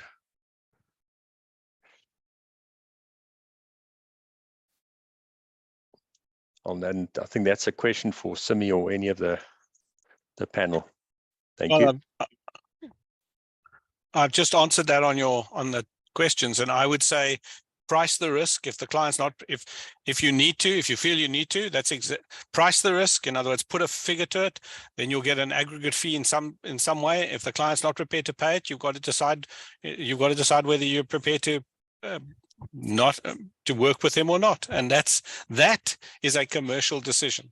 That is a commercial decision. But price the risk. Walk into it with your eyes open. That's the point. The point is try your best to understand what you're getting into. And then if the client is prepared to pay, good. If you feel you've covered it, great. If the client's not prepared to pay, you've got a choice to make. No, thank you for that answer. And Paul, thanks for making that question. Thank you. Yes. And then we have a hand up here from my good councillor Mohadeen. He also serves on the council of SACAP. Please ask your question quickly, Councillor Mohadeen. I'd like to take another question from somebody here in the chat or from Katla. Go for it, Mr. Mohadeen. Thank you, Vice President. Very informative program that you've got here. But I've spoken to some draftspeople and technologists and asked them, did you register for this webinar? And they feel that they need not to register. The intention here is, this is not for us. This is only for people that work with government. And because of that, I just feel that we must concentrate on the lower end of the market too and educate our professionals. Because this is where the architectural, as far as fees are concerned, is in a disarray. And you know, when you talk to people and ask about fees, the difference is so big, it is unbelievable. And if we can, in the next webinar, perhaps, if it's not included in this webinar, perhaps put something together where we can concentrate and educate the lower end of the market as well, Vice President. Thank you. That is my comment. Okay, thank you. Katlego, can you please mute your, thank you.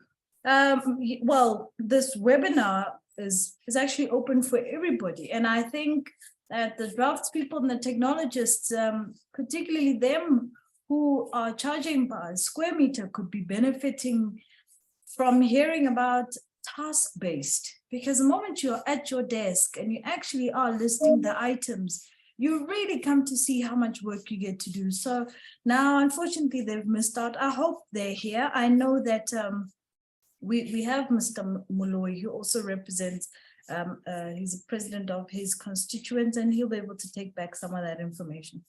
So it's a good point, but SACAP, like I always say, SACAP for all. So yeah, hopefully they'll come again. Katlego, you have your hand up. Please, can you go on and give us your question? Thank you very much. I think part of the question was answered by Mr. Mohadeen's question, but my the rest of my question, I'm a drafts person, and my training was not from a corporate setting. So I just found a mentor who was practicing, and he just taught me his ways. So without that corporate training, does SACAP have a training model whereby we can latch on to professionals in the higher up who can help us? Because we don't, what we're learning here today in how we can price better, it does not help us if we hear it in these once-off sessions, and then we go and apply, we keep failing.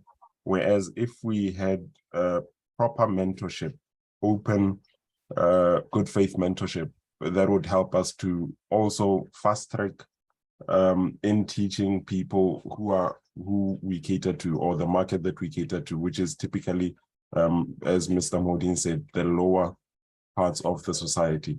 Thank you very much. Yeah, no, thank you for that suggestion, Katlego. I think these are some of the things that could either be offered by some private business, or not saying that it would not necessarily be SACAP based, but you know, SACAP is a regulator. They can only just give a requirement that this body would need to satisfy. But it's a good point, and I appreciate your honesty in what you're saying, and the fact that you're here and you want better and you want more. Simi has his hand up. Maybe he can answer. Yeah, I'm happy to run to speak to various people. If it gets too much, I'll say so, and we'll run a webinar that concentrates on worked examples of the kind of things I was talking about. Happy to do that and share the way we work with practical examples over the course of a few hours that focuses on using Excel in a real live example. Thanks for that, Simi. As you can see, Simi is pepper-haired, so he has traveled the journey quite a lot with his office, and he could be able to share some insight. I mean, I'm looking forward to tapping into this way of pricing. Is there anybody with a question? I'm just looking at our time. Anybody with yes, there's Peter and Lynette. Okay. Yes, okay, Peter.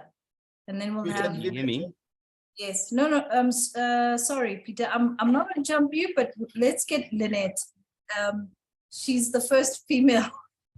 Let's give her a chance. Thanks. Lynette, have your question, but then just shortly, and then we have Peter. But thanks, Peter.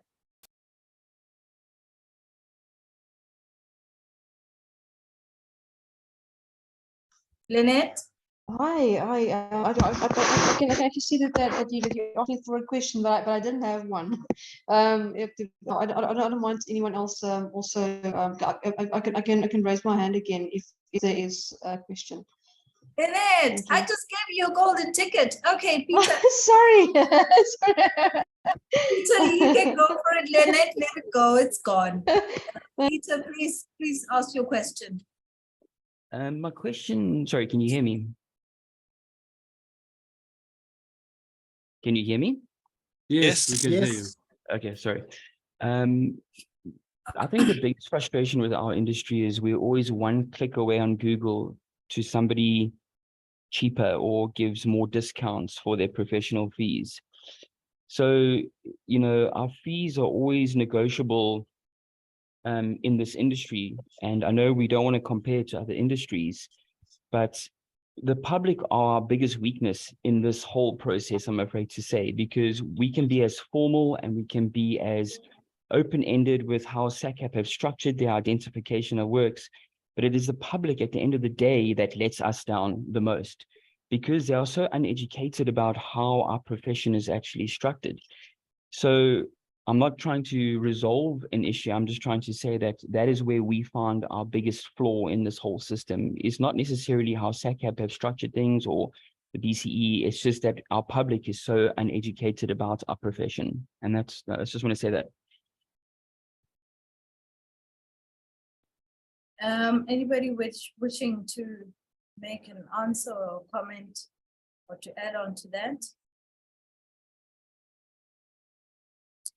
Anybody? Well, I can take that one, VP. Okay.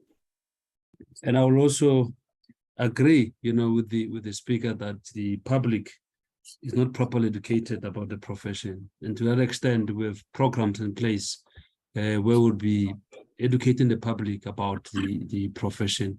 We'll be engaging townships and villages just to make sure that there's a proper understanding of the profession, because it's true that the public can be very difficult to our professionals. So it's up to us as a council to go out there and make sure that we educate them and we avail information to them so that when they engage with our professionals, at least they've got knowledge in terms of how our professionals function.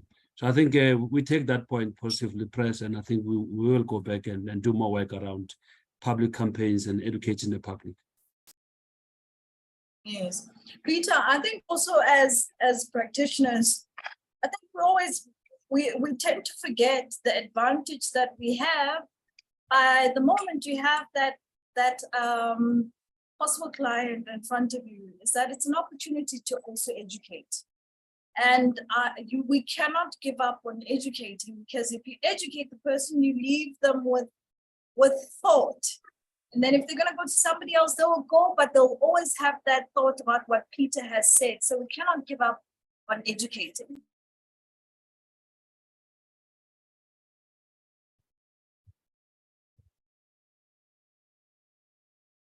Okay, our time is now just after 11:40. I think we can all go on a tea break and a bit of a quick small lunch. We have about 20 minutes in order to do that. So please do come back.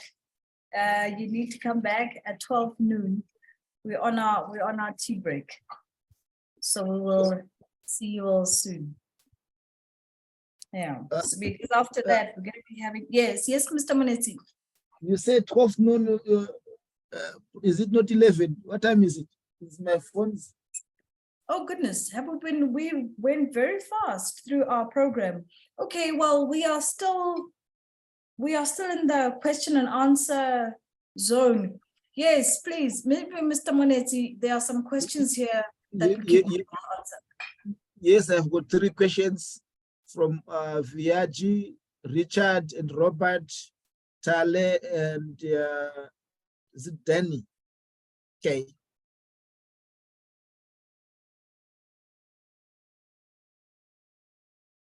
Let's start with Via. Sorry if I pronounced it as Via. Yes, so yeah, Via. Yeah, thank you. Sorry for that. You can go ahead, sir. Just with the public interface, that I'm just wondering, with these platforms like ProCompare, where they act as a facilitator between professionals and the public, on their platforms, they publish what average fees are, which is obviously not in line with what we normally would charge. I was just wondering, is there a way that SACAP engages with them, or just on that platform as an educational part? Because I think that's where a lot of these snowball effect with what do we actually charge can also happen, where they have hourly rates and they've got an average rate per square, and it's like it's a cowboy environment. And that's also where a lot of, I think, from the public side, they get educated what they think might be the fees. And I'm just wondering if there is any sort of engagement with these sort of platforms, or a link to SACAP where people can actually then see what the fees would actually be charged for. It's almost like a linking up with that, that people can engage on that platform, but also be educated in the same time. Thanks. That's a good question, because I have, when you go onto the Google, I have seen these ProCompare things. I haven't opened it because I'm not in the mood for comparisons. Registrar, can you talk to whether is it within our, our space to be able to communicate with these people and let them know where the fees should be roundabout falling within which brackets? Yeah. No, thank you very much, VP. I think any platform that can allow us to be able to spread the message is welcome. As long as it's a professional platform where we can share messages, is welcome. So we'll explore that. The stakeholder relation manager is here. It's something that we'll explore and make sure that we also disseminate messages there as well. Yes.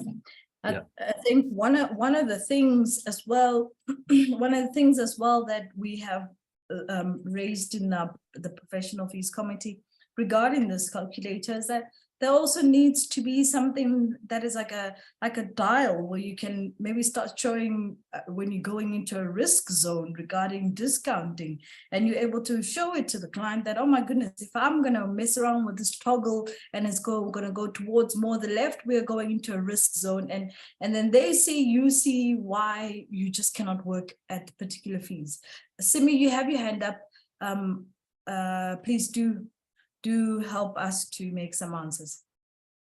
Yes, I think one of the issues that I didn't raise is that while you know, there are standard tasks and deliverables or standard service as defined in the framework that SACA publishes, you can limit that service. So I think, and I think especially in the smaller projects and with possibly with technologists and draftsmen, they probably instinctively limit the projects, you know, like limit for example, limit the deliverables. They're not building a three-dimensional model. They're not using SketchUp. They're going straight into Revit, or they're using AutoCAD, or they're drawing it by hand. All I'm saying is you can, if you qualify what you're going to do, then you can offer less fees and compete with each other, or with lower, so-called lower fees. You know, you can't do it if you're going to have it as blunt as a percentage fee based on an undefined service and undefined deliverables. Then there's no basis for comparison, and there's no basis for competition, because how can you compete? You don't know what you're competing against. But if we start to define what we're doing, especially on the smaller projects, which should be quite easy to define, then the client and the public can make up their mind as to one person versus another. Three-dimensional models is a really good example. You know, even a garage extension on a house, if you offer a three-dimensional model, a SketchUp model, or a three-dimensional model as opposed to someone who just draws it up, that's a fundamentally different service. And I think that needs to be explained to clients as you engage with them. Yeah, thanks for that, Simi. So there you have it. What Simi is actually saying is that if a client is wanting a very low fee, then you just have to show how much of a limited service that is going to give them, and then you show them that's what it is. And then at least you're being truthful to yourself, and you might have to walk away from that client. Robert, you have your hand up. And then after that, we'll have Charlie. Good morning, everyone. I come from the perspective of a sole proprietor and a heritage practitioner. One of the problems that I think is not being addressed is that in the heritage field, there's a very limited number of recognized practitioners who are put forward by the Regional Heritage Agency.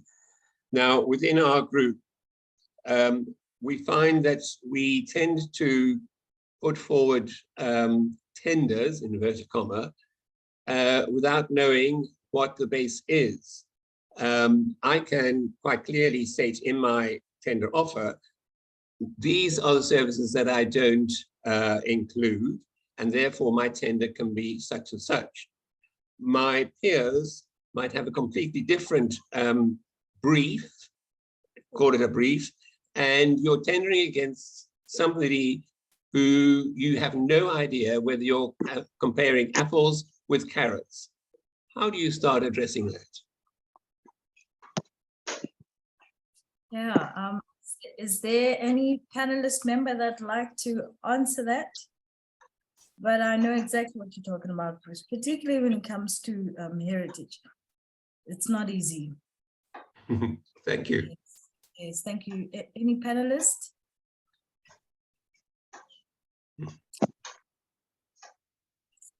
Well, I'm happy to make a comment if no one else is going to. For me, again, you know, we haven't discussed how when you're actually tendering for services, literally tendering, the quality of the tender has to be looked at. And if the tender is vague and badly put together, then I suggest you're possibly wasting your time in tendering for that particular piece of work, and it's time to look elsewhere, because and you know how badly tenders are put together. We have to be discerning in what we go for, and it's easy to say if you're hungry, if you don't have work. So yes, if market conditions prevail, then you might have to go into a situation where things are vague. There's nothing you can do about that. Then they're vague. But look for those tenders and run a mile from those tenders which are vague, and look for those tenders which are properly put together. Would be my response. Simi, to answer your comment, in the last 3 years, we haven't had not a single public tender that has actually been detail specific. Truly, that is a reality in the world. Well, I think there SACAP could engage.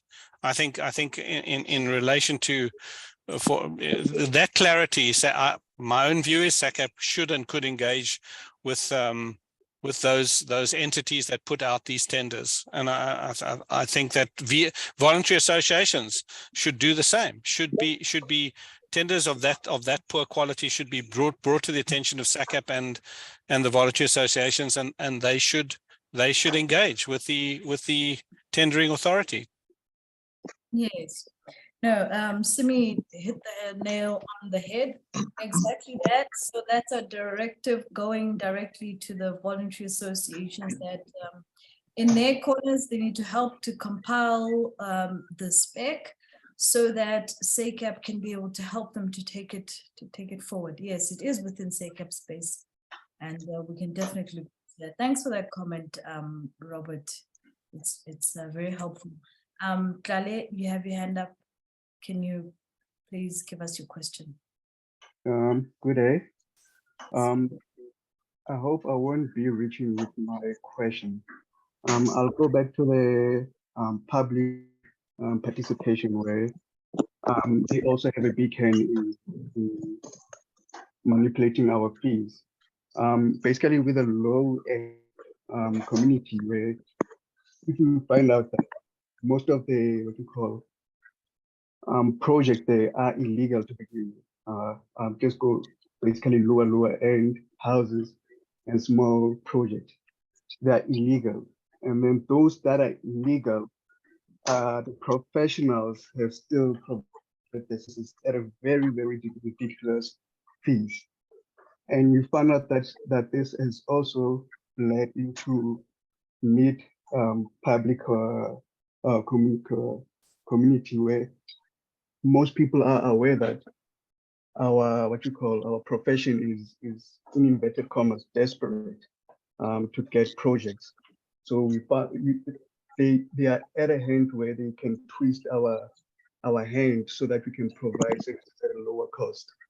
So I was asking if is SACAP in a position to sort of like how most local municipalities requires SACAP certificate in a what you call submission packs and so on.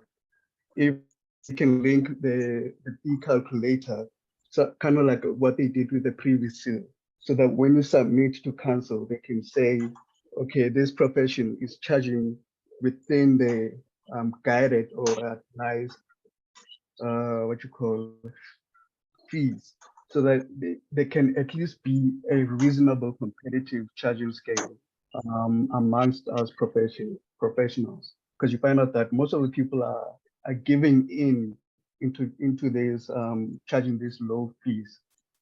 I don't know if SACAP can do that, or if it's more far-reached for SACAP to look at it into that way. Thank you. Red Dotto, I think maybe you can answer Tlale here. Yes, no, thank you very much for the question, Mr. Masiu. Well, you'd know that in terms of our legislation, we are only required to publish a guideline. So what we can do is simply to educate professionals that when they price, they should look at their costs, and they should not price far below their costs. And that's the best that we could do. But the law does not allow us to have a minimum fee, to the extent that we can even engage the municipality to assess whether a professional has charged a reasonable fee. That will be unlawful. So unfortunately, we have no authority to do that.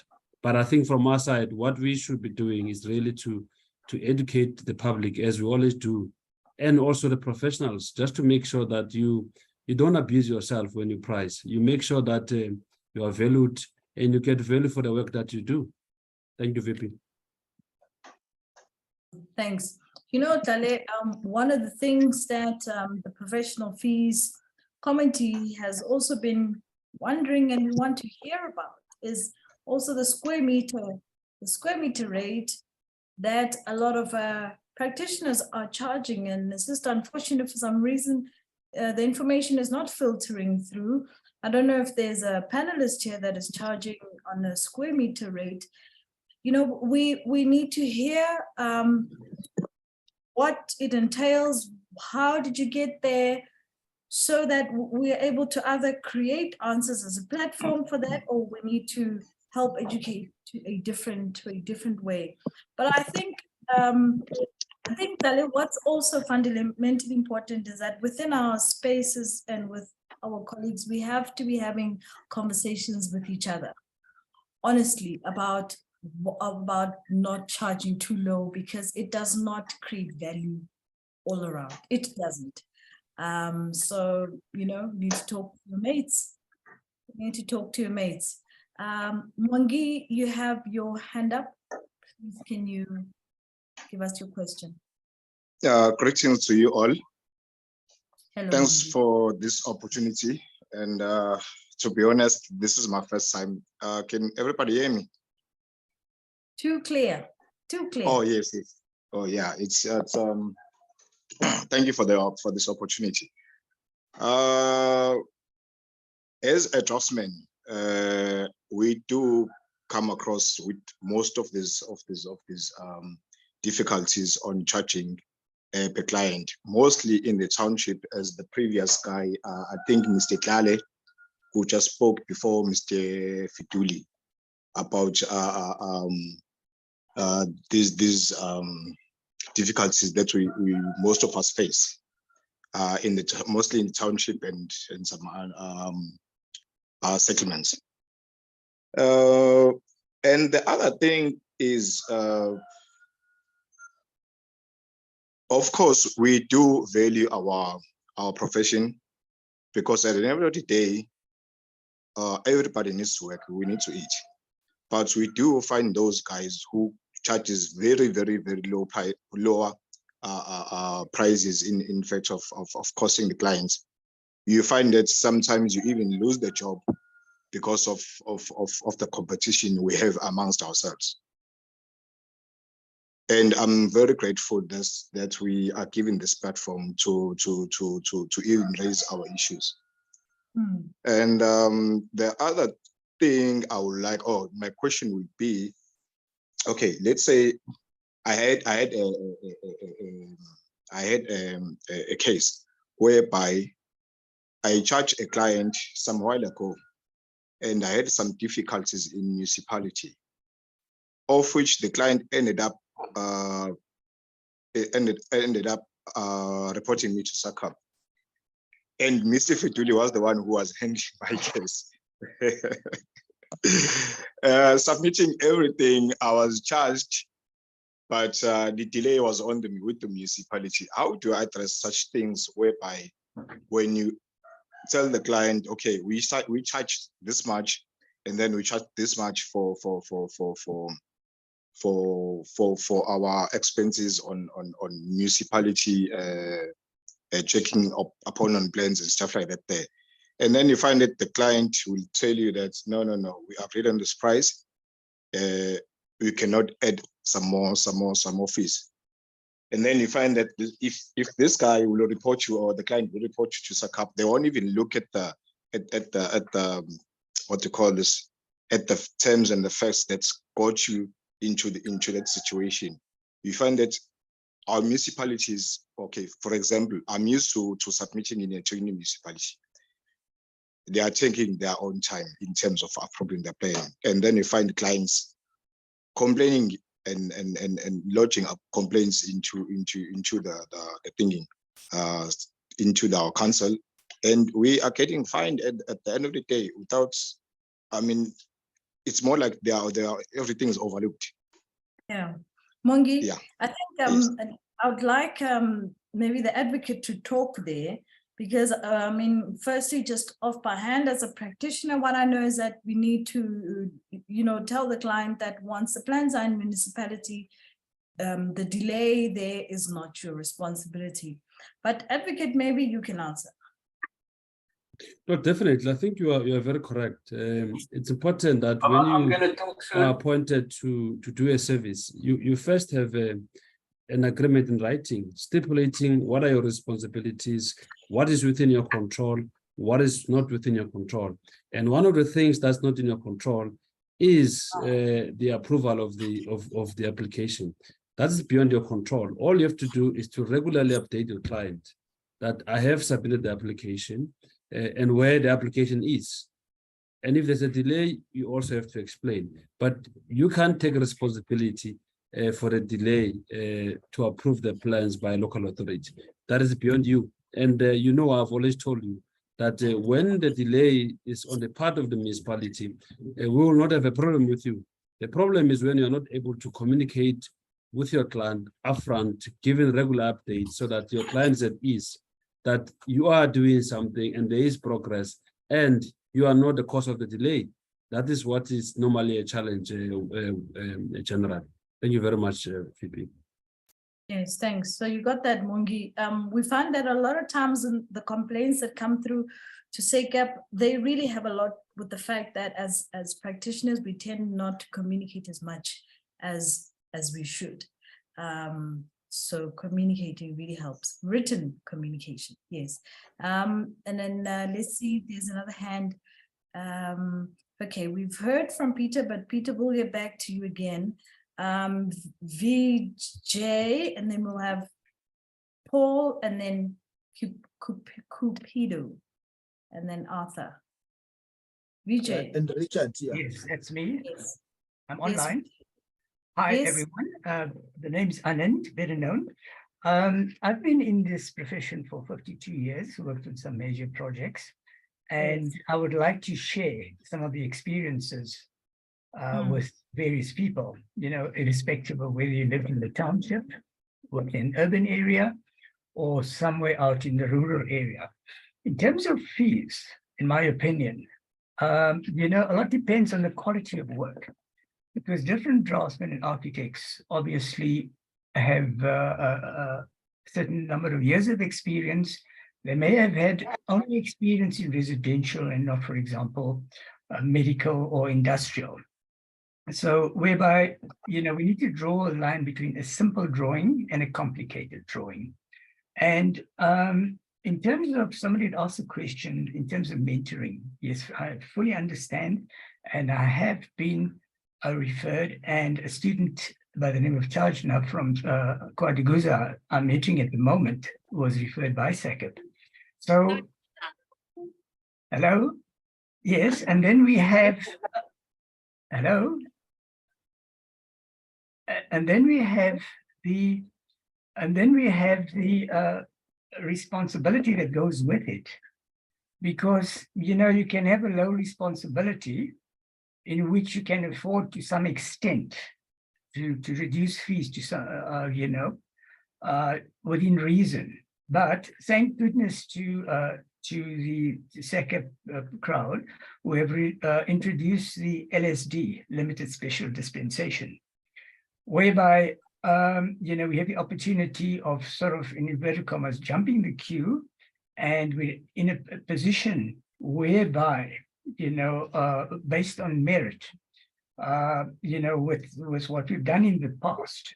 Because, for example, if I can produce certain drawings, working like, for example, Sun City or, some big corporate headquarters and so on, including stadiums, as opposed, and had no qualifications, as a person of color, we couldn't, Johannesburg, which is where I live, we're not even allowed to go to university, it's as bad as that. Or we could get a certificate, but not a degree, them days. So yes, the time-based values and basic and extras. Now we're going to be careful here, because remember, clients would want to get the best and the most for the least. And we compromising ourselves.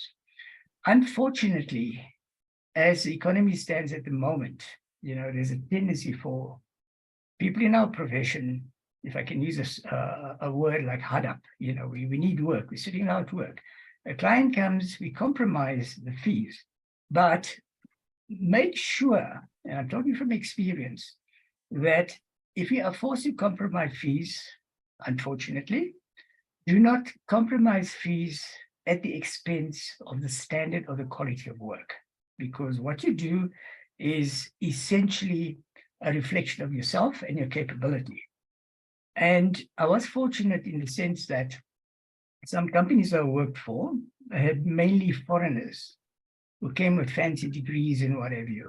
And, with me not having formal education, I felt a bit intimidated, and this I must admit, only to find out that what I was earning was very much the same as what they were earning. If not, I was earning even more. So I did approach my boss one day and said to him, how is this possible? And my ex-boss was actually the chief architect for Greater London. Well, he's passed away, unfortunately. And they made this very clear to me. They said, we pay according to your capability.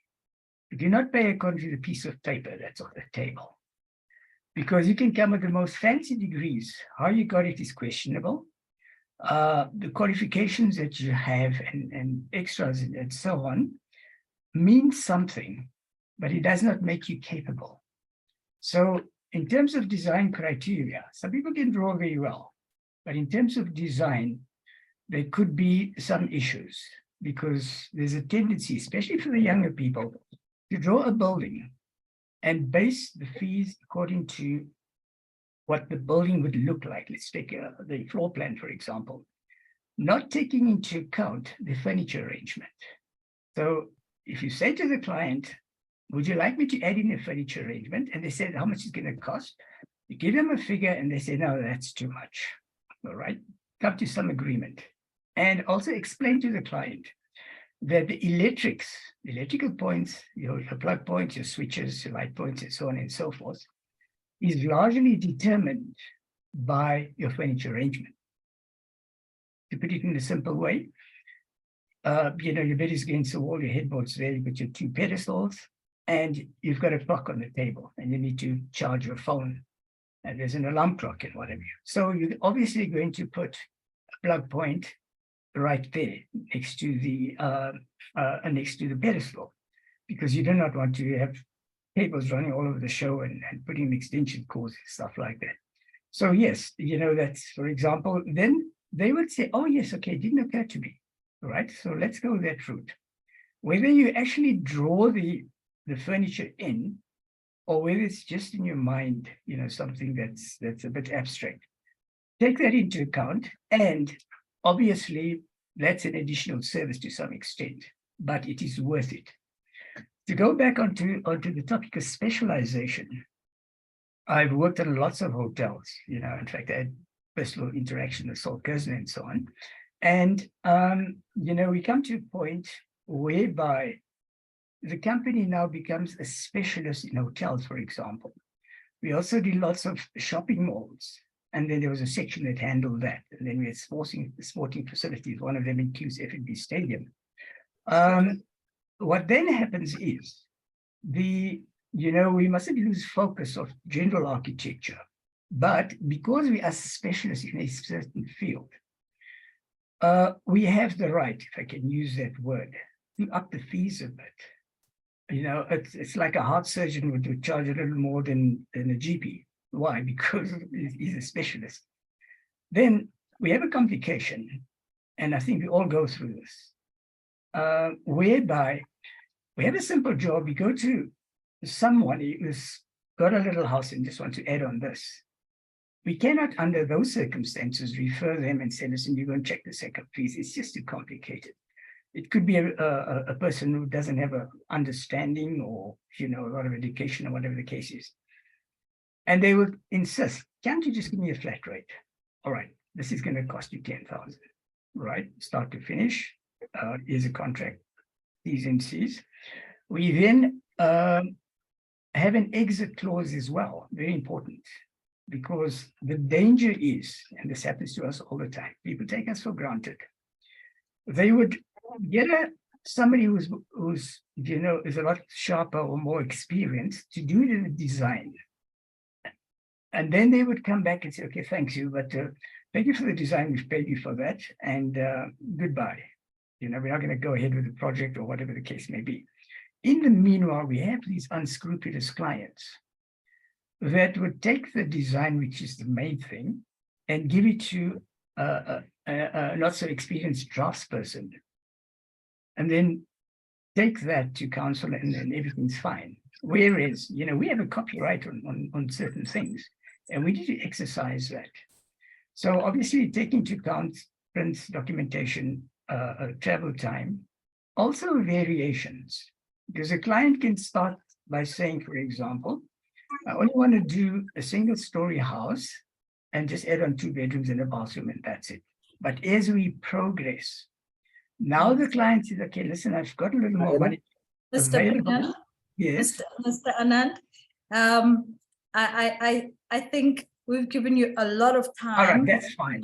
Yes, but what I took from what you're saying is that you are reminding that we have practitioners that have ownership over their work and copyright, and that should be exercised. I mean, the registrar always speaks about that you have to know that you own your work. And then number 2, I like what you were saying, that at the end of the day, fees, the upping of fees also has a lot to do with the quality of work. And I strongly feel that when it comes to maybe the drafts people and maybe the technologists, the more you push your work and your standard higher, is also the more you'll feel you have a right to charge higher because of what you are producing, and your work will also start to look different. It'll start to look like work of value. I would like to get Cupido to speak. Cupido.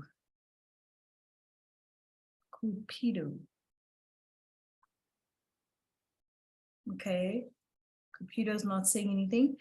Then let's have Arthur, and then we'll have Peter, because Peter has spoken before. We'll have Arthur King. Hi, everybody. Yes. There's just 2 points that I picked up on the whole on this whole discussion here. One of them is, the one question you asked is, how does one come to a square meter rate for fees? I have this very simple way of doing it. I ask or find out or determine and agree on what is going to be the square meter rate to build. If it's, say, for example, 15,000 Rand, and I'm going to charge them 5% for fees, then it's 750 Rand a square meter. And then I break that down into the different stage components. And often a client, especially your residential clients, really like to use that because they charged a square meter rate by a builder, or they're given a quote. So you can then, at a later stage, as you start to develop the project, you can then educate them on exactly how building costs should work out and exactly how things should evolve and so on. And at the end of the day, you get a client, you get a happy client that comes off with something that is of value to them. The other item, which is it's a very sad situation. I had a chance to be part of a tendering process where they asked for consultants to show an interest to be on the professional list of accredited professionals for municipality. And they had absolutely no idea of the difference between a technologist, a draftsman, or an architect. And that out of all the different professions, they had QSing right, they had engineering right, they had planning right, they had surveying right, land surveying right, and so on. But architecture, they messed it up totally, and because they had no idea of the fact that there is a professional architect, and he is senior to a professional senior architectural technician.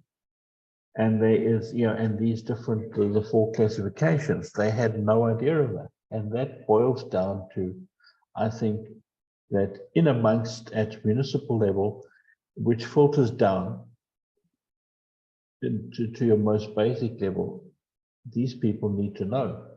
And that is where I feel that some areas, education of the public and education of municipalities is really a task for, should we say, somebody with a bit more clout than I am. Thanks. No, thanks for your words. Can we have Peter to ask his question or to say his comment?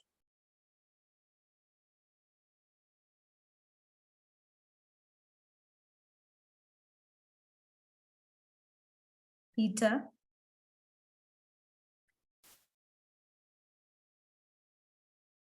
Peter? Okay, Richard. Hi, good morning. How are you? Thanks, Richard. Go for it. We're good. Thank you, Richard. Okay, very quickly. There's that technician who's just asking about working out fees. And I just wanted to say to him, I do a course on CPD. It's called the Business of Architecture. It's 7 workshops. One of them, actually, I do how to work out fees. But basically, as Simi says, from the fundamentals of actually setting up timesheets, how to structure it all, how to apply the information, and then intelligently how to, put in your staff mix and everything. And I've set up all of the Excel spreadsheets because that's what you're asking. And so it actually gives you a very scientific and very accurate way of actually determining what you should be charging for your work. It's got nothing to do with what's happening in the market. It's got nothing to do with what we should or shouldn't be doing. It's everything to do with just how you would run a business and how you would intelligently, in an informed manner, actually come to the right sort of numbers that will keep you in business, make you money, and even actually keep you competitive as well. And the point I just wanted to make is I'm trying to get more and more technicians involved in my workshops because I find what they're tending to do is actually undercharge. And they don't realize that. And they it's not that they're sort of taking work away from us, but they're kind of robbing themselves as well, which is far more dangerous and far more sad.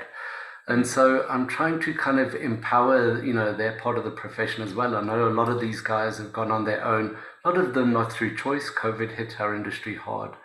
And so I'm trying to bring them into the fold and just, empower them so that when they do charge, when they do take on work, at least they're covering their costs and they're making it worth their while. And if we can bring them up and empower them in that way, then actually it helps the entire industry. And also we can start to educate the public because you kind of come to a fee negotiation and you're well armed. You understand what it's costing you to produce the work, and that is why you're charging what you are. And I find in negotiations, it's an extremely powerful tool to have. So anyway, my course, the whole course covers everything from work on risk all the way up to how to manage work stage 5 and 6 so you don't lose your shirt, so you can still remain in business, offer a good service, not get sued, not make mistakes. But one particular aspect that is always very popular is actually the fee calculator. And I just wanted to say, I do give all the spreadsheets, I give all the Excel stuff, so you do come away with a heck of a lot of stuff that you can actually apply to your business immediately.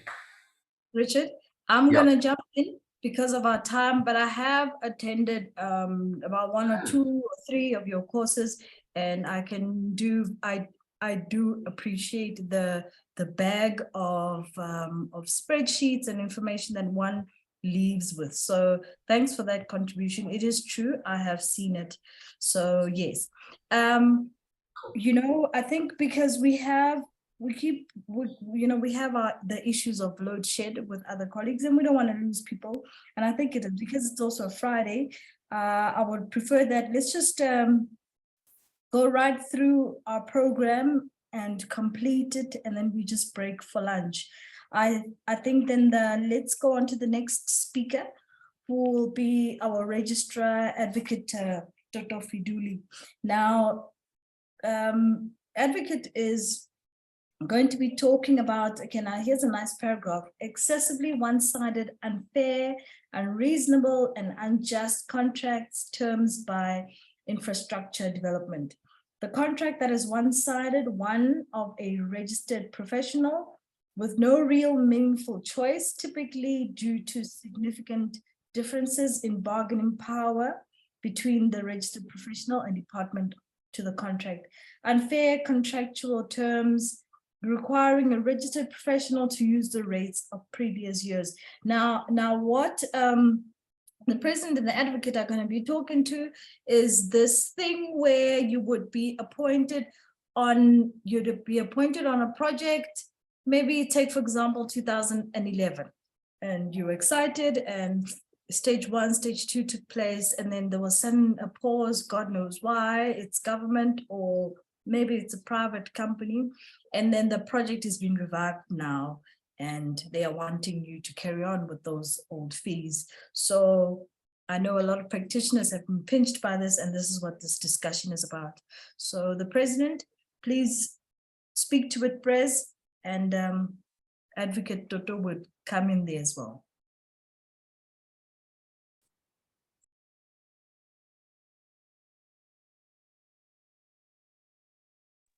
Go for it, President.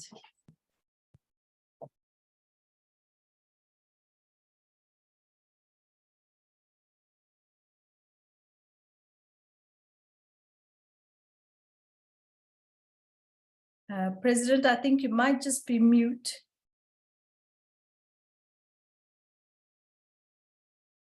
Pres? Yeah, sorry, Tavi. Sorry. Yeah. Let me. Yes. Colleagues, I think you've said it all, Tavi. I'm trying to actually sort myself out here, and basically, what we've let me just stop sharing here, because this thing is really causing me problems now. Okay. Yeah. All right. Yeah, because basically this is the presentation on this issue. It's actually a very short one, and I don't even want to go into details about it. You know, it's like, you know, as the VP has put it, you know, as we know that our fees are determined as a guideline and published annually. And that is as per our act. We publish the fees annually so that we get compensated in line with the rates that are reasonable for an RPO, a professional, to make a reasonable income, so that you can discharge a reasonable service to the client. So without going into those details, but you know, SACEP has received consent from registered professionals that appointment contracts are cited unfair, unreasonable, and unjust with regards to fees, and mostly these are from the public sector, most of them, and client bodies that are actually, or even implementing agents. And I also have a case right now as we talk, you know, with regards to that, where we were appointed in 2007, and then the project only went ahead in 2015, and then now we are charging in line with 2015. And the client is pushing us from pillar to post with regards to that. And as you know, with the government and also these you know, implementing agents, they have these contracts that are not really clear, and you know, they are very gray. They have lots of gray areas, and then you get disempowered and exposed in all this sort of demands, and probably forced to actually use older scale of fee because there isn't really a clear guideline on it. Yeah, so furthermore, there is a tendency by clients to require registered property use and outdated professional fees, notwithstanding that these are published in a gazette annually. These requirements goes against the fact that guidelines, professional fees are published annually. Basically, that's what it is. I think what we want to do, we recommend that the registered professionals must review appointment contracts and negotiate. You know, and you know, out of those contracts that are actually disempowers them, and agree on a fair appointment of remuneration terms with the clients, you know, and we need to review those appointment contracts. And I know that these contracts are prepared by Public Works most of the time. You have CIDB contract, you have all of the other contracts that are being used in that space. And, you know, it always disempowers the client. And when now a professional has to be reimbursed, and I think is actually forced or told to actually that you were appointed in 2010, and now the project actually went ahead in 2015. So why are you charging your fees using 2015 fee guideline? And then this is actually covered in the fees framework. This is what we recommend, that I mean, in those contracts, and then even in those agreements, that you know, the consultants or you know, the professionals must use that whenever the project cost-based fee structure, that this must be included in their you know, contracts, that structures are annually and published annually as prescribed by Section 34, subsection 2 of the Act. The new SACEP guideline professional fees published shall apply to work performed after the effective date of the Gazette. So what this means is that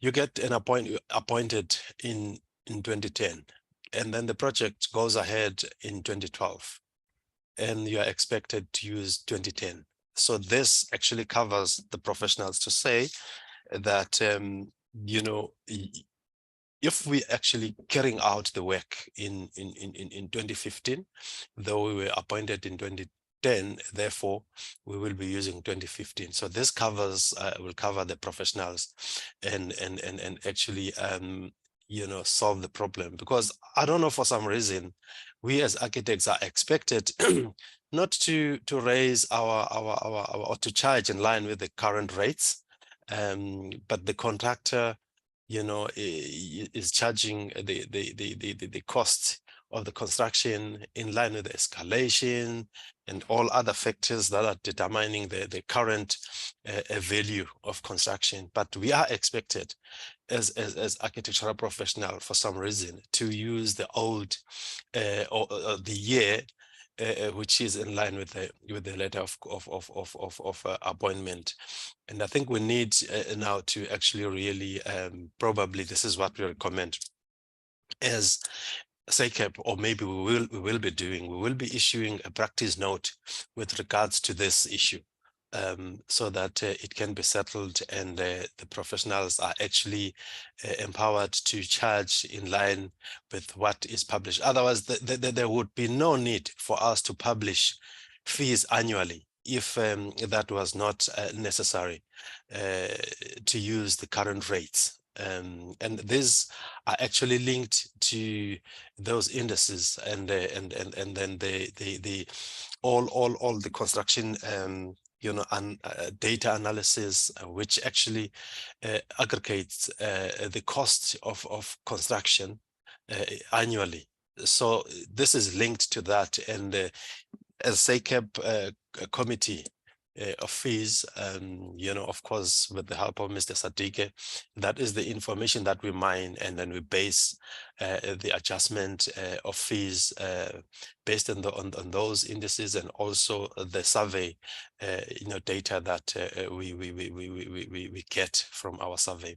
So basically, I think this is not a big thing to talk about, but I think, professionals have come forward, have been complaining, and I know some of my colleagues who are also facing the same problem, where I don't know whether it is the client's ignorance or the clients are doing it purposefully, to actually really do this to our professionals.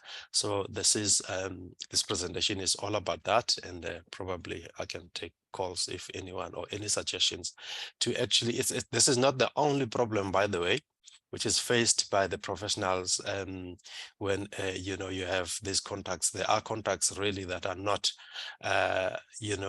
or inclined, or maybe not in favor of the professionals. And I think we need now to come forward and actually correct and deal with those contracts that are not or are disenfranchising or disempowering our professionals to do their service and get paid, for the work they've done. So thank you very much. I would like to stop it there, and then you can ask questions. Thank you. Yes, do we have any comment or question from anybody? I think this is a very, very, very, this is a very, very important point. This, as a practitioner, I've also been bitten by this thing. But what President is also raising is that it's very important for practices or practitioners to always remember that a contract is a two-way arrangement. Just because a contract is now being handed to you to sign on it, yes, you are excited and you just cannot wait to put your name on it so that you have your claim on it. But it will always be prudent to review it so that it also works. It is working for you. And that is a fight worth fighting, I feel. This is always big.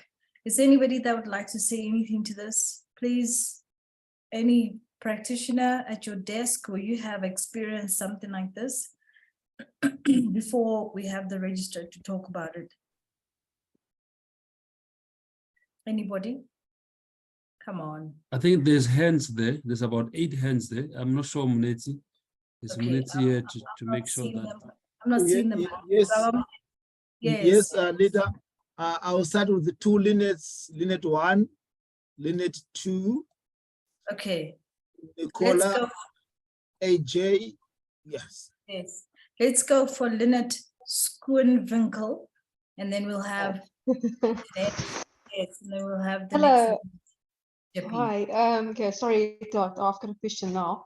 Hello everyone. I just want to let you know, because sometimes I've had cases where I deal with clients and they actually paid me partly, and then they ultimately say, yeah, they don't want to go forward with the plan, and then afterwards you find out by council they actually try to submit these plans. And then when you actually try to get hold of them, the council will understand, tell you, but you actually have to have permission from a particular client to be able to actually get the answer from the municipality. I just want to know how do we actually deal with cases like these? Because what I usually do is when I actually do my cost, I would actually say today I'll say 50% for the deposit, and then I will break everything up at the end at the end of the cost. I will let's say okay, it will be 20%. For the approval process at the end, and then the client usually knows, okay, right, listen here,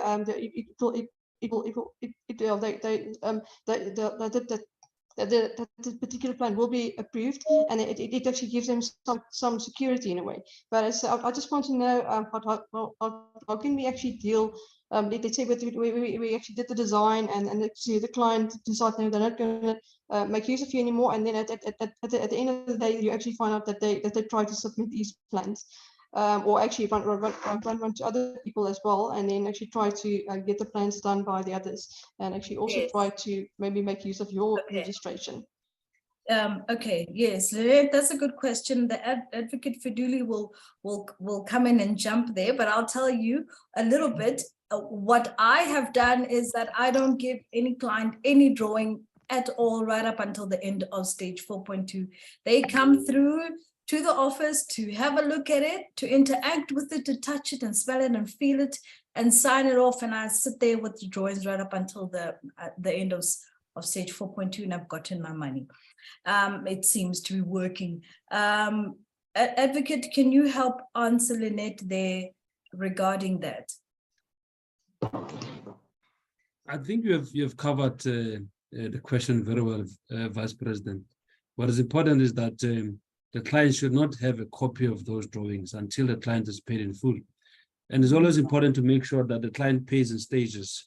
If you are going to be responsible for submission to the local authority, it's important that you stagger those payments in that way so that you don't have problems. But make sure that the client does not have a copy of those drawings until they're paid. Otherwise, you're going to have challenges.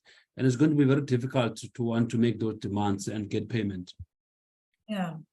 Yes, Lynette, I know we like to send things and PDFs and things like that. It's great. They can have a look, but we have to find ways, maybe over Zoom meetings where you actually do present your work with each and every single stage. There's absolutely no reason why you should be parting with a set of drawings, because you know that a good concept, once it's been put down, it means the building is done. And they can run off, and then you need to go and fight that battle. Okay, let's have Lynette Jeppy. Morning, thank you. Yes, I was just having the question on the for instance, being appointed in an appointment letter and a service level agreement being signed for getting paid, for instance, on a 2015, you were appointed in 2015, or you're appointed with the 2015 scale for payment, but the work is done in 2023. So if I'm understanding it correctly, that is not supposed to happen. Even if the appointment letter states you're appointed on the 2015 scale, if the work is done in 23, you're not allowed to do that. Am I right?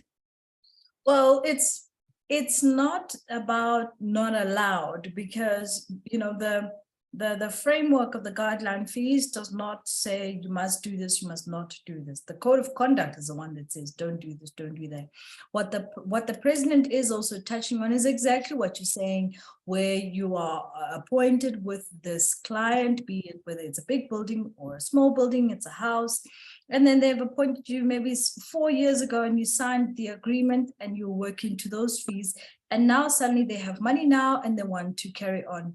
Now you see, what is also helpful is to use contracts, provisions in contracts like the client architect agreement by SAIA and by SACAP, because in there you have clauses that say, should this project be on pause for 6 months, 3 months, then it's automatically terminated. So that already starts to become an answer, so that when this client starts to also come back, remember, they saw the building, the concept with you about 4 years ago, and they still fell in love with it. So it's very hard for them to move away. So you have a position to renegotiate your fees to current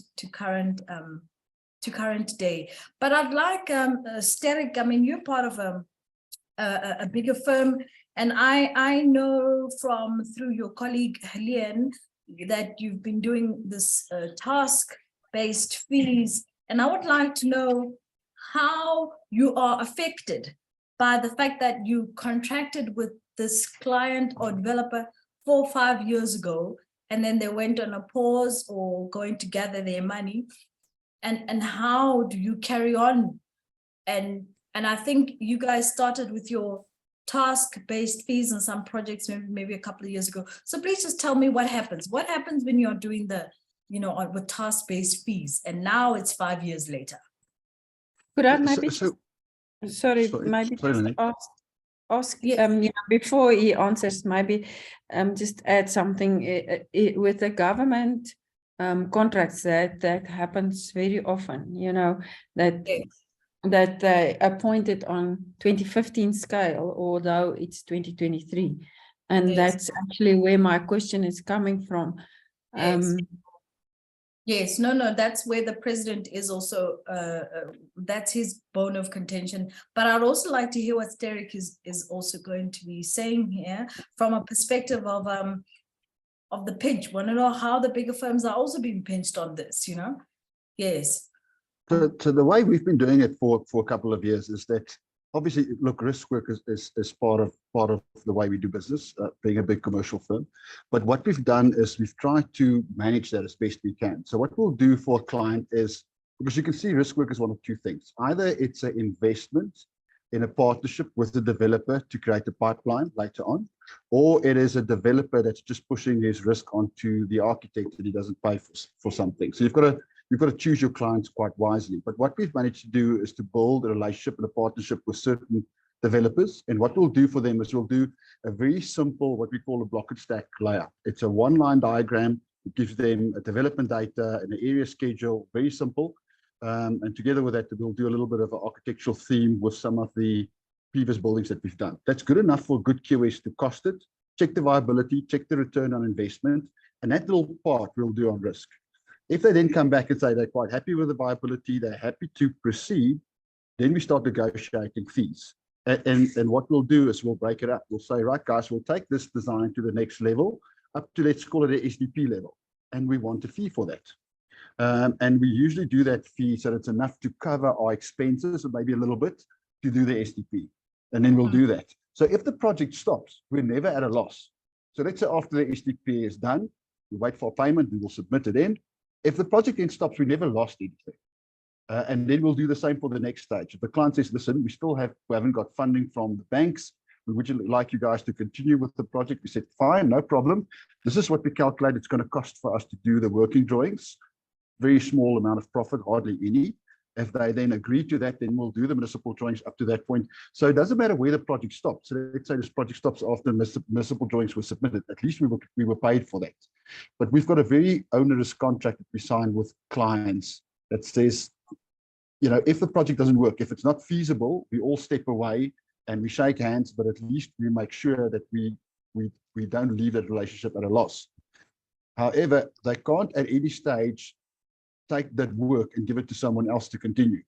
We must see the project through, unless the project's not viable and the whole thing is canned. And that's the way we've been handling it for a couple of years, and that seems to work. Okay. Now the other important question is, in where it's not a risk thing. It's a project. You are appointed 4 or 5 years ago. You started work, and you know the idea is that this work will be done in 2.5 years or 3 years. The construction will be done, and then life happens. It gets paused. But you went in with everything, not because you are doing line diagrams, because the developer, and then 5, 6 years later, the money is there now and you need to carry on. So that's what the question is, because maybe you signed on percentage-based fees of 6 years ago. So what happens now when we start again? Because remember that the building needs to be recosted. So let's say 5 years goes by, there's a construction cost to that building, and the construction costs will escalate in 6 years' time. So if we agreed a fee in 2004, and 4 years later it's 2008, that fee would have escalated. We've still got the same percentage. We're quite happy with that percentage if the percentage was negotiated properly, and that should take care of the increases that they were. Because remember, our fees are connected to construction cost. And the construction costs will escalate on a yearly basis. So they can't, if you now build a building 4 years later, it's going to cost, where it used to cost, let's say 8 Rand to build that building. 5 years later, it's going to cost 10 Rand. So it doesn't really matter. We get paid on the construction cost. So, Okay. so that should take care of it. Okay, so that's what you guys have, you know, you Yeah, would the problem, actively engage the client and say, look, this is what it is Correct. today. Yes. the problem is if you go in with a fixed fee and you say, listen, guys, I will do this building for 10,000 Rand. Now it's 5 years later and they keep you to the 10,000 Rand fee. So that's why we don't have a fixed fee. We work on a percentage of the construction cost. So if the construction cost escalates 5 years later, then our fee will be adapted accordingly. Now, with the task-based fee, I like that smile. With the task-based fee, how do we work that? Because the task of typing a letter 5 years ago is still the same task of typing a letter 5, 6, 7 years later. How do we work? So what the way we do it, we use the task-based fees as a basis. So because of the database that we've built up, we'll know, let's say to do a 10,000 square meter building, we'll take so many resources with this overheads, so many hours to do it, plus a profit factor. So that will equate to a certain fee. And we take that fee and we present it as a percentage of the construction cost. You understand what I'm saying? So we use the task-based fee and we convert that back into a percentage of the construction cost, so that we fix to a percentage of the construction cost. But the way we got to the percentage is based on the database and the time and the task that we've built up over time. Yes, and that also goes back to what that other colleague was talking about when he also speaks about the square meter rate. And unfortunately, Correct. you always got to still try and work it back in order to see if you are making money or you're losing money. Yes, Retoto, I would like you to answer or communicate back to the question of the president. And then thereafter, thanks, Dirk, and then thereafter we will have maybe a hand from AJ. AJ hasn't said anything. Yes. Yes, Chris. I would suggest that let's allow AJ and others to comment, and then you know, okay, that's you know, fine.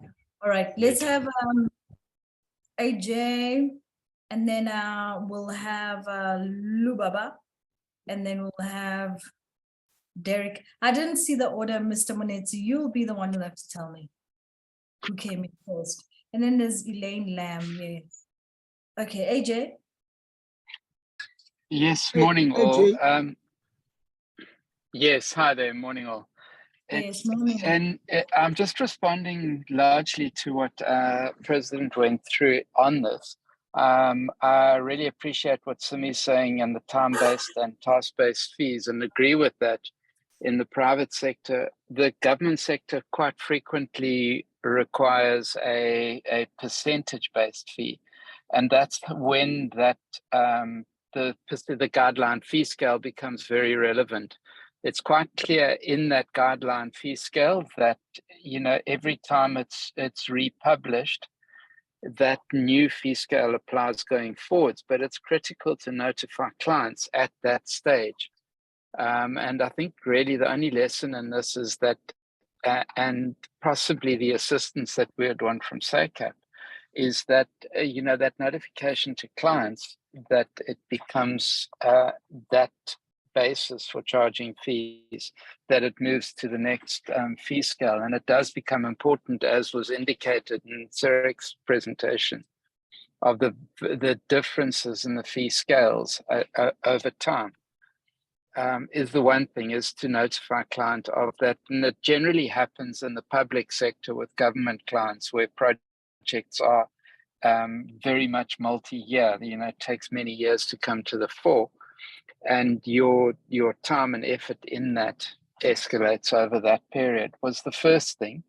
The second thing is really with regards to an extension of the contract period. Again, in the public sector, quite a lot of contracts run exceedingly over the original contract period, which derives an additional fee for that work. And really, it's just a note at this stage. We have been faced with this and would appreciate SACAP's support in making it clear to government clients that, you know, when a contract overruns its time period, it's not the fault of the professionals, or if it isn't the fault of the professionals, put it that way, and there's no dispute about it, then they are liable for additional fees.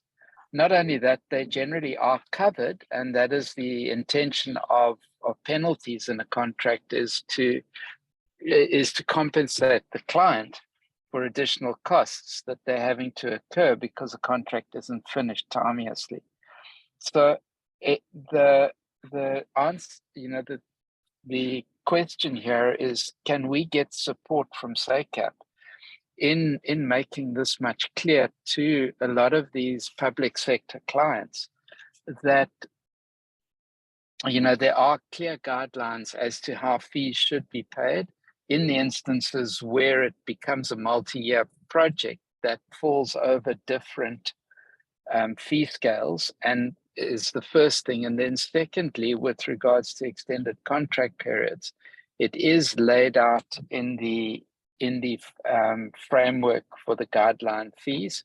But it's really more of a notice to public sector clients that these do apply, and just giving us backup when these situations arise. Much appreciated. Thank you.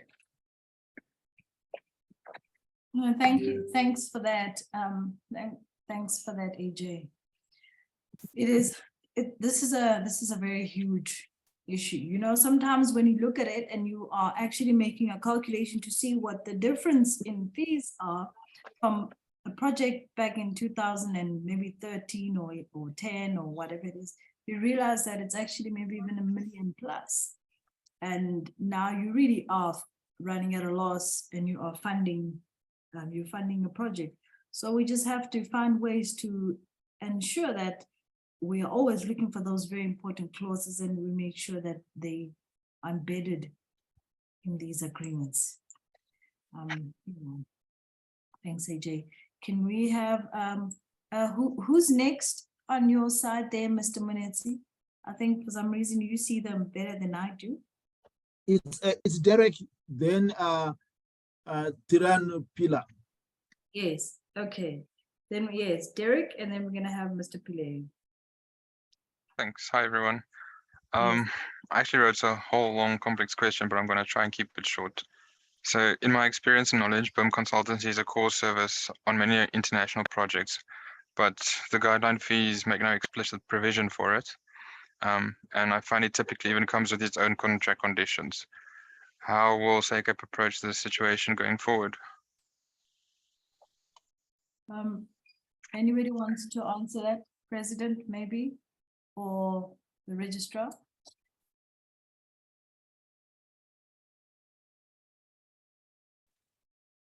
President, do you want to help? Sorry, yes. I think what fees are negotiable, and we have a fee guideline as a guideline, and I think if you look at that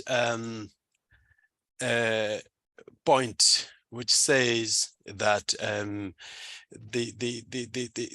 whenever the project cost-based fee structure are annually revised by SACAP and published in the Gazette as prescribed by Section 40. So, the new SACAP guideline professional fee published in the Gazette shall apply to work performed after the effective date of the Gazette.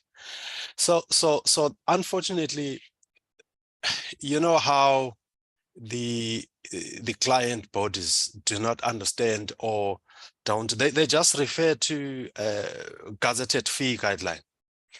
They don't understand, they don't go into details, and they don't even understand that when you get a letter of appointment, this is not going to happen. Maybe this will happen later. The project will only take off 2 years later or 3 years later. So I think this part where we probably are falling short as the professional is to actually hammer on it in the contracts that we sign with the clients or in that letter of appointment. And those letter of appointments, most of them are vague, by the way. They're not covering anything. They leave everything open, so for abuse.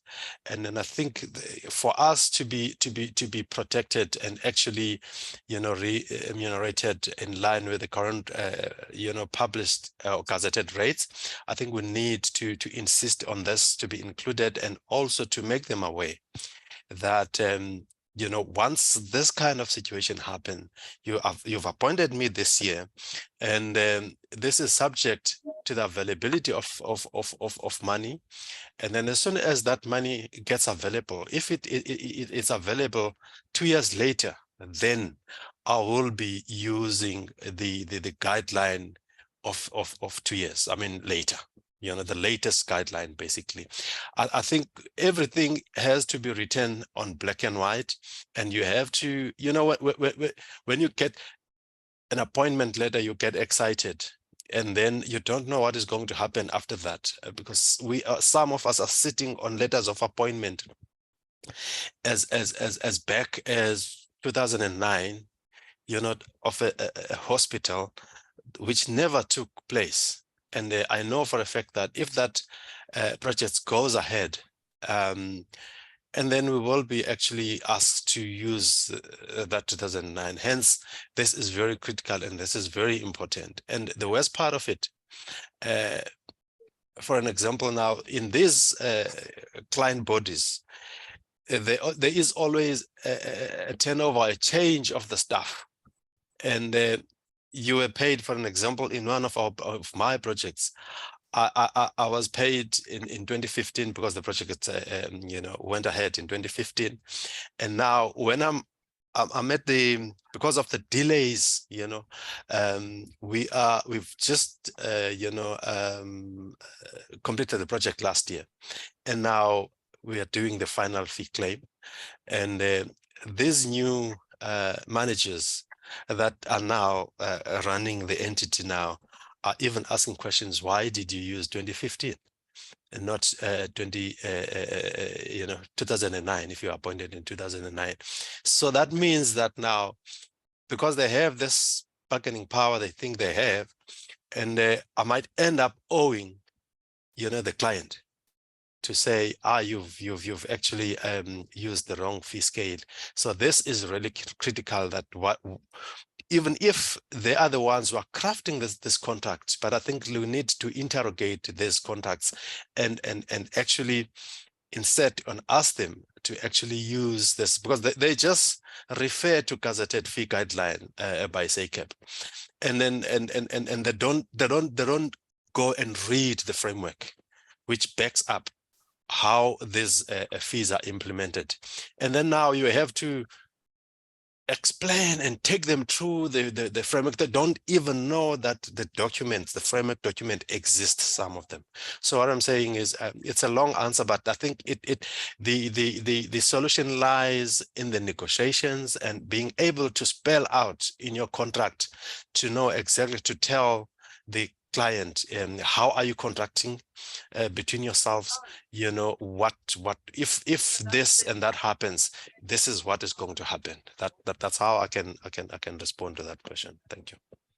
Yeah, no, thanks a lot, President. I mean, as colleagues, you heard this, and I know some of you have experienced, and some will still yet to experience this. And considering that your file does change hands with some of these entities, can we have Mr. Pillay, and then we'll have Elaine Lamb.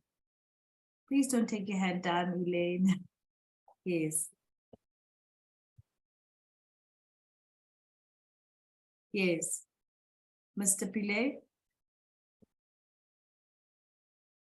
Baba Mnet, is Elaine Lamb also? Hello. Yes. Is it Ms. Pillay? Is it Miss? Yes. Yes, it's Miss. Fantastic. I work for the Department of Infrastructure Development. I am not going to say that whatever was mentioned on this platform is incorrect. But I'm going to ask SACEP that they become more proactive. I've seen the SLAs. I also agree that they are not lawful. But I see that the professionals are not getting any assistance. So we pay fees to SACAP, and SACAP's mandate is to protect the public against professionals.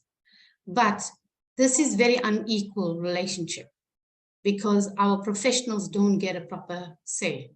I also want to remind the professionals that when you sign a document, and even though it refers to other documents in the process, your document, because it's reduced to writing, and the advocate will vouch for me here, when it's reduced to writing, it is a formal document. It's something that two parties have signed.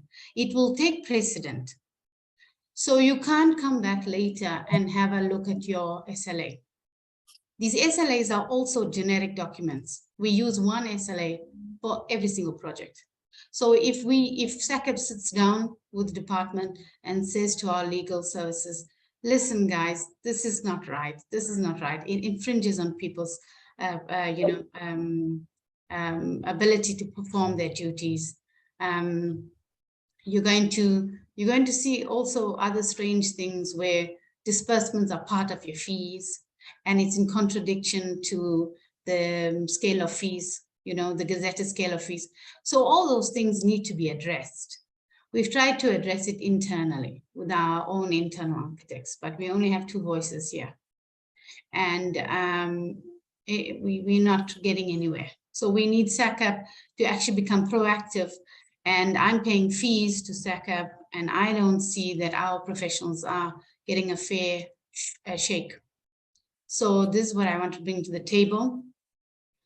And SACAP needs to sign an MOU with us and have a proper relationship with us and have a proper relationship with our SCM unit. That's not happening. Thank you. Wow. Now that is really lovely. Ms. Pillay, thank you for coming through and for actually placing a positive mirror against what we've been saying, because, as a practitioner, you start wondering, are you going crazy? Are you asking for things that maybe are not being done? But it makes sense. It's business. And honestly, I think the registrar, you will be open to. Ms. Pillay, which department are you representing? Where are you coming from? I'm Department of Infrastructure Development in Gauteng, provincial government. Okay, May. Well, Retoto, we have a position here to create, levels of understanding. And as Ms. Pillay here has spoken, that she can see that the professionals are being shortchanged. And I definitely think that we can talk there.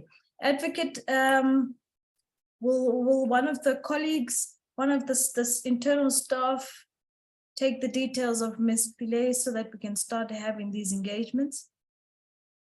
No, definitely, VP, we will be able to get in touch with the department and be able to start engagement and see how we can address the problem. So we will attend to it. Sorry, Advocate, you know what? It's not even at my level. I want you to send a letter to the HOD. Correct, yes. Yeah. No, it's fine. It is perfectly fine. I think what matters to us is somebody who's coming from the department and is in a way kind of sharing our sentiments. And it is also courageous of you to say this, even though it is not necessarily within your scope. We will talk to whomever necessary that we need to talk to. Your hand is still up, Ms. Pillay. Is that all? No, I'm done. Thank you. I'd really like to, I put some questions in the chat box and I would really like some answers. Thank you. Yes, no, we are working on, as we've been modifying our website, in creating certain drop-down menus that will be able to answer all of these questions, because all of these questions, they also answer the questions that other people have. Who is the next person, Mr. Monetsi? I think now, in fact, Elaine. Okay, we'll have. Okay, all right, Elaine Lam, we have up until 12:10, and then we're going to go and have the last and not at all least speaker, who I've been looking forward to hearing from the whole day. So please, Ms. Elaine. Okay. What I wanted to talk about, some of it was to do with the government projects, because I got stung in my naivety. I got stung on that one. And almost all my invoices were after the 2015 gazetted fee. One was in the 2012, but I was paid 2012 throughout. So it meant a loss for me, quite a significant loss of income that I could have had or was entitled to. And there was no room for negotiation on that one. So I'm relieved to hear that the problem has been recognized, because it's time that it was. So that's good. If it can be acted on and solved, that would be very good. I'm jumping back now a little bit to some of the other points that have been made in this discussion. We've looked at the CBE, other professionals, and the fee basket relating to other professionals or disciplines that fall under the CBE. But there's also estate agents, planners, and other people involved with property. And it would be quite interesting to see how we sit in amongst those fee charges as well. So there's a holistic view of everybody that's involved with property, if that's possible. Just a point I thought I should raise. And then I think the residential market really does need scrutiny. It's the lower end. There's the township issue, which is, I think, a separate issue. And then you get the other developments, but at the lower end, where it's not a fair playing field. An architect doesn't stand half a chance of getting a little house and to make a nice, neat, well-designed small house, because he's up against 100 Rand or 35 Rand a square meter, and it's just impossible to get your big toe in the door. So I think that this issue needs to be addressed, and for the clients, it's completely confusing. Like one client came to me the other day, I didn't get the job, it went to a draftsman, but he came in and he said, it's so confusing, like here I'm trying to lay down all the value that I'm going to add and my costs, and try and do it as openly and as transparently as possible as to, and what I value, and see, looking for feedback from the clients to what they value too. Yes. And he just said it's so confusing. He goes to one guy and it's this, and he comes to another person and it's that, and there's no relationship between top and bottom. That how on earth am I meant to know what I'm doing? Anybody who draws is an architect. Like clients don't see the difference between the professionals. So yeah, it's very difficult to survive. Yes. As somebody who's, I'm not trying to tap into the market. I'm concerned for the mass market, where most people are. It's the biggest market at the moment where I live, and I'm up against it. I don't know, unless I also do 100 Rand a square meter, I don't know how I'm going to get my toe in. Elaine, I think that goes back to the tools that we've been given, that you got to try to sit and start to break it down as a list. You too will be shocked to actually realize what value you are giving in a project. And that should be the list, perhaps, that you can show to the client. I would like to... The clients aren't interested. If they know that they can get it for 100 Rand or 85 Rand somewhere else. Yes. Elaine, I think in this session right now, we're just concerned about fighting to find solutions. Yeah. We just have to fight to find solutions. Clearly with Simi and with one or two or three of the colleagues that have commented, they are saying, look, I tried this itemized fee thing and the clients love it because they can see exactly what it is that they're getting. My office has tried it with my neighbor's small swimming pool. And just by putting down that item, my office was able to see how much work goes into just to fit a little pool. So let's go try those things. I would like to give this platform to our colleague here, Lubaba, who is also from the Department of Public Works, please do grace us with your words. Thanks. Lubaba. Oh, that. Thank you, Lane. Lubaba.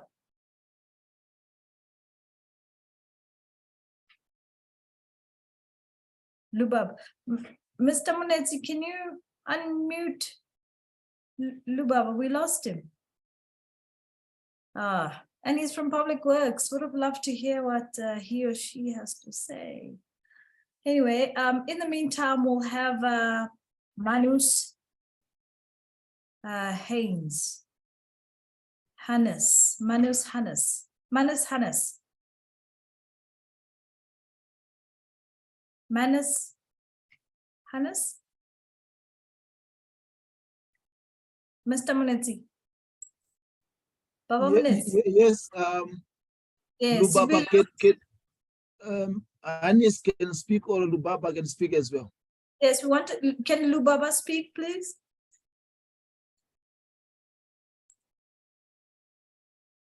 Lubaba. Okay, that's unfortunate. I would have wanted to hear what Lubaba has to say. He is from Department of Public Works. Then please, Manus, certainly you go ahead.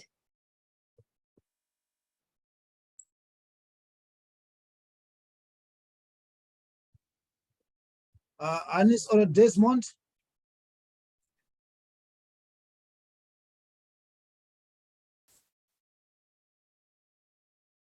Nicola?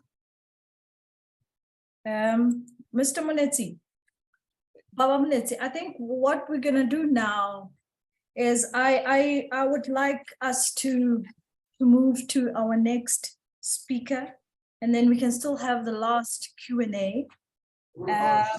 Yes, I think we've lost a few souls. I mean, firstly, I just want to commend you all for sticking around. There was about 1,000 of you, and I think we've just lost only about 20. Firstly, it really is an honor that you can join us, because you know this council took a commitment that we have to find answers. Yes, it is a regulatory body, it is an overarching body, but it does not help if we are not hearing what the RPs are saying regarding how to make practice easier while at the same time protecting the public. Yes, I am going to try and share my screen here in finding our next speaker.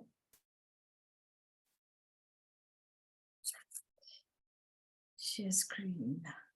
Here we go. Here we go. Yes. Good colleagues, with us we have Mr. Usman Karaya Umaru. He is a fellow of the Nigerian Institute of Architects, Chief Executive of DNB Limited and Karaya, and council member representing the Federal Ministry of Public Works of Ministry of Works and Housing. Mr. Usman, I'm sure you're still with us. Mr. Usman, yes, fantastic. Mr. Usman studied architecture at the Odessa State Academy of Civil Engineering and Architecture in the former Union of Soviet Socialist Republics, USSR. MSc in Architecture in 1983. Yes, so you can see that he has gained a lot of layers of knowledge just looking at that year. He also attended the Advanced Diploma in Business Management course at the University of Lagos in 1996. And Lagos Business School Chief Executive course, 1998. Architect Karaya also studied and obtained another master's degree in project management from the University of Reading, UK, with specialization in public-private partnerships, PP, MSc in 2008. He has made his career revolutionizing digital marketing at startups like Kiwi Inc. and Carrot Technologies, where he developed innovative email marketing techniques that increase sales by 20%. Okay, now this is very interesting. You see, this is now an architect that's also venturing in other spaces, and I'm appreciating to be reading this to us because unfortunately, and also what is beautiful is that the world is developing and we can all definitely pick up on certain new skills. When he isn't blogging about surfing in his native California, he is writing his monthly column, Email Marketing, a complete guide for marketing magazine. He has won a number of national and global recognition awards, including the prestigious World Green Building Council Chairs Award 2020. With a desire to move the construction industry forward, architect Correa founded DMB Limited in 1995 as a firm to take responsibility for initiating, designing, and constructing, as well as sourcing finance for projects, thereby making it a one-stop shop for clients. In this respect, the company has designed and built for itself quite a reputation. And his company portfolio is seen there. Correa participates in various ARCON and NIA, Nigeria Institute of Architects activities. He's also authored and presented various professional papers under the CPD. I welcome you, Mr. Umaru. You are certainly not least for us in having you last. I think quite clearly from your bio, in Sutu we say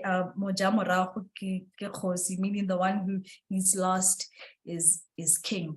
But we still have plenty of time to hear from you, and we would like you to address our colleagues. You are welcome. We deliberately wanted to also hear from other architectural colleagues that are not within our South African spaces, to hear how they're charging fees and what's working and what is not working and the challenges. So do take the platform, sir.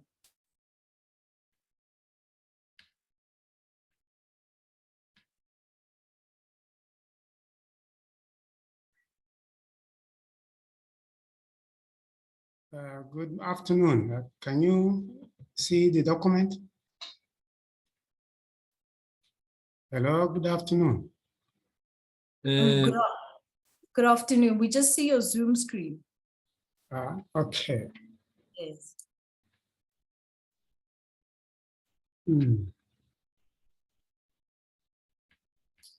I think you go, if you can just go to your document. Yeah, that's. Yes, you have. Yeah, I'm sure you had. Yes, I believe you had it open already. Is it your presentation? Should I try to share it from my side for you? Yeah. Okay. Let me try to find it. Or maybe perhaps Mr. Ntokozo or Mr. Filio, if you have it, whoever will get to it first. Okay, fine. You can stop. You can stop sharing. Yes, do stop your sharing so that we don't see your private things. Is it showing now? Is it showing now? Yes, it's showing. Okay. So, of course, good afternoon, even though here is good morning in Nigeria. Yes. Can you put it on presentation mode, sir? You can just click that presentation thingy on the right there. No, that full one. Yes, there we go. Next. The next one. The next one. Go right. Because. Go right. One more icon to the right. Wait. Yeah, it's crazy. It's covering me. That is why. Yes, there we go. Yeah, go for it. Yes. Okay. Yes. So, good afternoon again. The objective of this paper, of course, is to understand how to calculate our fees using the task-based method. Yes. Of course, here in Nigeria, it's not very common. Few of us have started using it, but we are more used to the percentage and the time-based charge. So this one is rather a new kind of method. Of course, I'm going to be discussing about the general issues, the advantages and the advantages. And of course, we'll now go to the calculation. The definition basically that's what it is, but the major characteristics are the fact that this particular method is targeted at specific tasks. So it may not be necessarily for the whole range of the services that we usually provide. So a client may ask you to come and provide or render specific part of the services. And then, of course, it is based on the resources that you require to execute that particular work. So it's not a percentage, it's not time charge, it's not a fixed amount. And then, of course, while you are doing a calculation, it's also based on the complexity and the scope of the task. So these are the three most important characteristics for one to know. Then, of course, the advantages for the client for this type of method is that, especially here in Nigeria, the procurement policy for government is competitive and is very important for transparency, accountability, and value for money. Therefore, the government will be very much at home to see how you arrive at your fee. And then, of course, it is competitive because somebody else for the same job will be able to quote either less or more. So that is one reason why it is also an advantage, especially for government. It is flexible, especially for the private clients also. They may not want the whole range of the services. They may just pick some few type of service for you to render, and then they'll see the breakdown, or you can show them how you arrive at your fee. And then, of course, basically, it is quicker in the sense that you already know exactly what to do. You know your resources that you are going to put. And then, of course, you use your innovation to arrive at your cost. Then you make sure that you quickly finish that job. Otherwise, it will end up eating your expenses. So that is one of the advantages. The advantages for the architect is that it is something that you can assess all that you are expected to do. Then you'll be able to price it. And therefore, at the end of the day, you'll be able to monitor the execution of the services so that you ensure your profit is not affected. So that is why the risk is well identified. So that is why it is an advantage. Then, of course, because also it is a specific task, there are so many tasks that are unbundled nowadays. Of course, the architectural competition is one. Design audit is another type. Bidding and negotiation, and so many other aspects of task or architectural services. So you can easily focus on that and break them down and see how you are going to execute them. Then, of course, more efficient, because you have to be more productive because you already know the resources that you want to use to do that job. You are very innovative. And then, of course, it will be more profitable because you already ring-fence your profit. You attack the cost to ensure that you deliver the job within that cost. So you are sure of your profitability. Then by also sitting down with the client, showing him how you arrive at your cost, and then he himself having satisfied with that, at the end of the day, he will now have more confidence in you. And that is a very good advantage for us. Then, of course, we look at the disadvantages. For the client, if the task is very small, there's every possibility that it will be more expensive because of the size, small size. So at the end of the day, for the client, it may be more expensive compared to other jobs, or if it is a wider range of services you are providing. And then, of course, delay in or poor delivery of the services is possible if the architect is not able to capture all the risk or all the identified works for him to be able to price them properly. So at the end of the day, it will impact on the quality and the time to deliver the job. So this is another disadvantage. Then the disadvantage for the architect. Of course, in most cases, it may be very difficult to actually determine the complexity of the task you are asked to do. If you are not able to determine this complexity, then of course, the time it will take to do the job could be wrongly calculated. So also the resources that you require to do the job. That means if you wrongly undercharge, you may end up losing your revenue. If you wrongly overcharge, you may end up losing the credibility of the client, because at the end of the day, maybe he will find out that you are unnecessarily overcharging. It may not be you did it intentionally, but he may not understand it that way. And then difficulty in monitoring the expenditure during task delivery. Because for you to be profitable, you have to monitor how you spend your resources, use your resources to do the job. So if you don't monitor very well, at the end of the day, you subsidize the job. So that's what it means. Now we go to the calculation. First, you need to determine and analyze the scope of the services you are required to provide. You need to understand very well.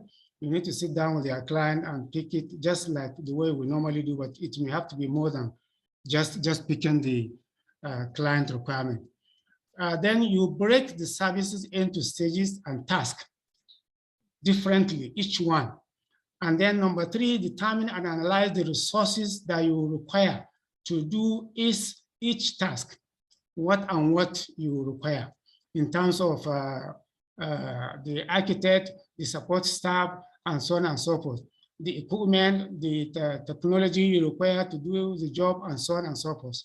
Some jobs you may have to use advanced software, some may simple, and so on. So you need to know exactly what you require. You need to determine the type of architect for different stages, for different type of work, because we have the cadre. Somebody with maybe 30 years experience to do a particular job, somebody with 20 years, somebody with 5 years. So you need to identify which is which. And that is what I mean by the cadre, and then support staff. Then determine the duration.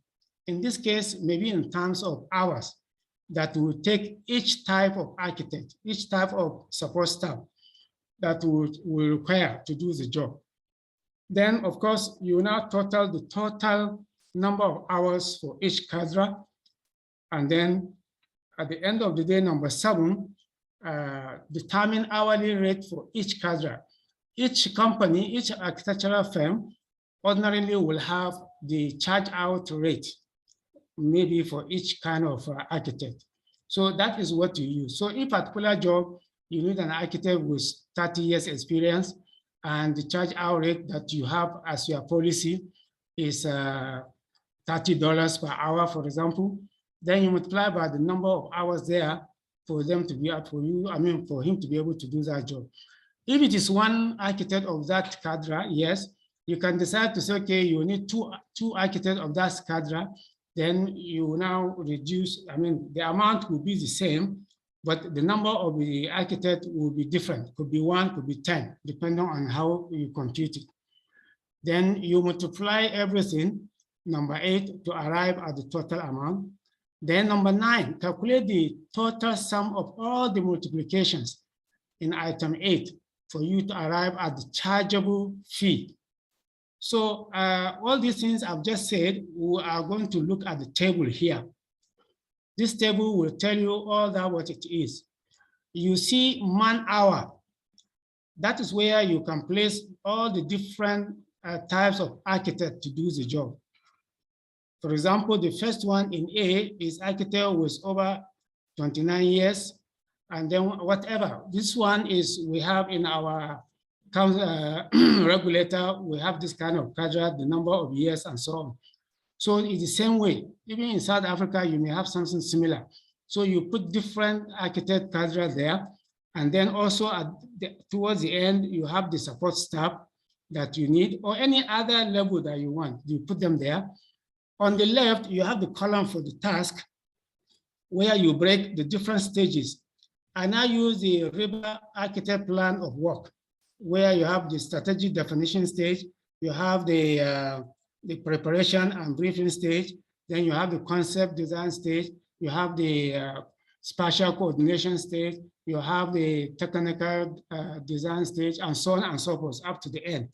Then for each stage, you will now break down what your client wants you to do at that particular stage. So you define it and then you write them down. And that is why you have in the strategic definition stage, this one generally has nothing to do with the architect per se. But in most cases, you find that client will not know how to go about it. So he will need the advice of the architect. And that's why you have this stage, the strategic definition stage. So you are able to identify what he wants you to do. You write them down. And in each one, you will now look at like number 0.1, advising client while taking strategic business decision. Then when you know that this is what he wants you to do to advise him, maybe during his meetings and what have you, and then you find that you need the consultant with over 29 years experience. That is maybe the principal partner. And that means you require maybe 4 hours for this meeting with the client, which will take 4 hours. While he's going, he's taking maybe another architect with between 25, 29 years experience. Maybe he will spend 1 hour, and so on and so forth. So that is how you break them down. Then down each one, you determine the number of hours it will take, because that's 1 hour, how many hours it will take to do this job. Then when you have the sky blue, is the total number of hours to do that particular type of work, that particular stage of work. And then it's the same thing, it continues to the end. Each stage is like that. You put that one, you have the subtotal, and so on and so forth, until you come to the end where you have the X, total hours for stages 1, 2, 3, 4, 5, so whatever. So you select, because this one, I'm just doing this one for the whole range of the services, for example. So you can decide whatever the particular task that you are asked to do, the remaining will be 0, 0, 0, 0. So this is more like a generic format. You just put 0, 0 where your services are not required in that area. Then automatically it will add. So you see that total hours for this, you have 438 hours, 540 hours, 715 hours, and so on and so forth. Then you now go to the hourly rate.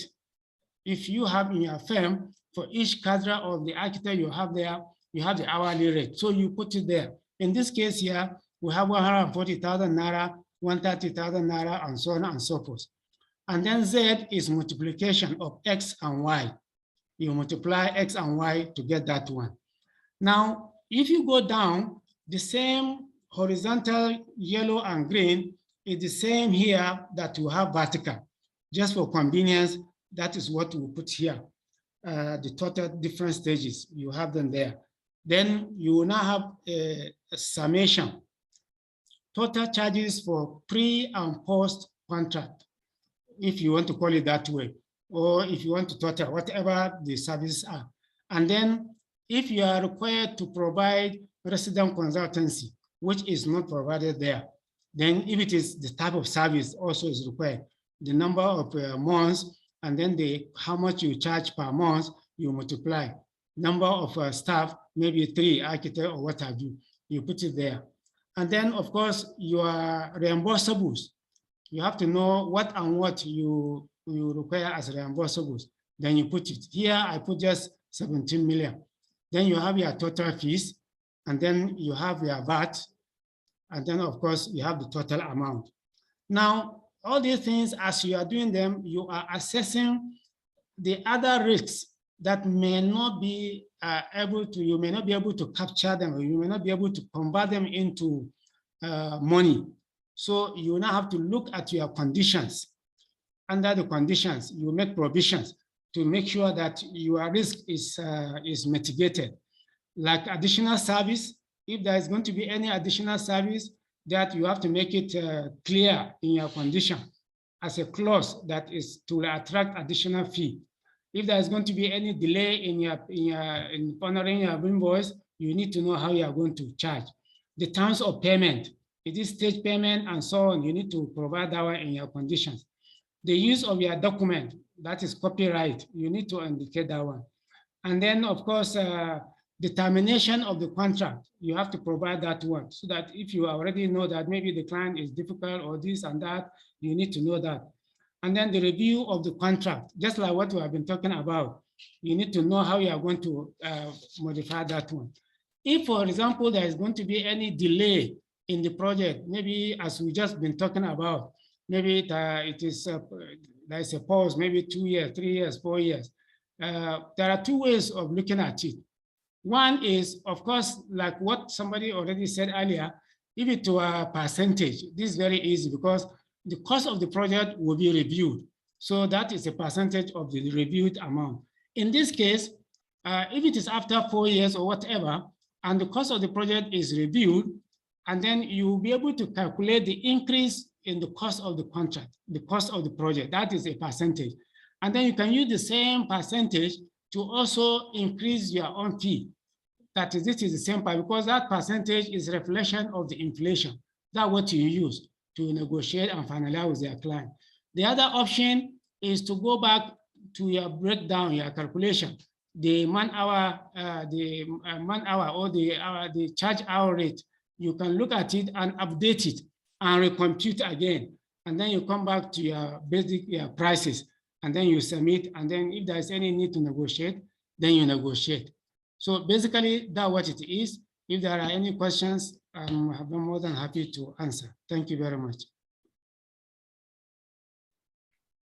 Yes, folk, there you've also heard how it's been done in Naras. And you know what is so beautiful is that these two colleagues, I don't think they've ever met. Mr.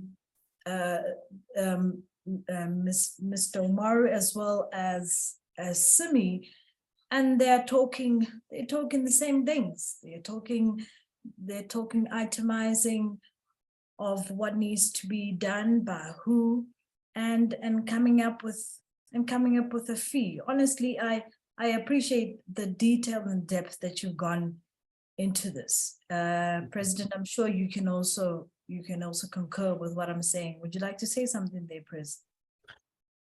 Yeah, thank you, VP. Thank you very much, Mr. Usman. Yeah, we appreciate your contribution, and as the Vice President is saying that you are in the other part of the world and you are sharing the same sentiments and the same principles that our colleague and then others, the Ben of SACEP has shown, and hence really we wanted to also hear from the good practice, that the other part of the world is embarking on. And we thank you very much for sharing this information with us. I mean, to be really open about it, because it is a problem with us, and then we're having lots of challenges, but not only us, actually, the whole the profession, at large in the world. And I think if we can speak and share notes so that we understand how we resolve problems in our particular context, and I think we will be able to empower each other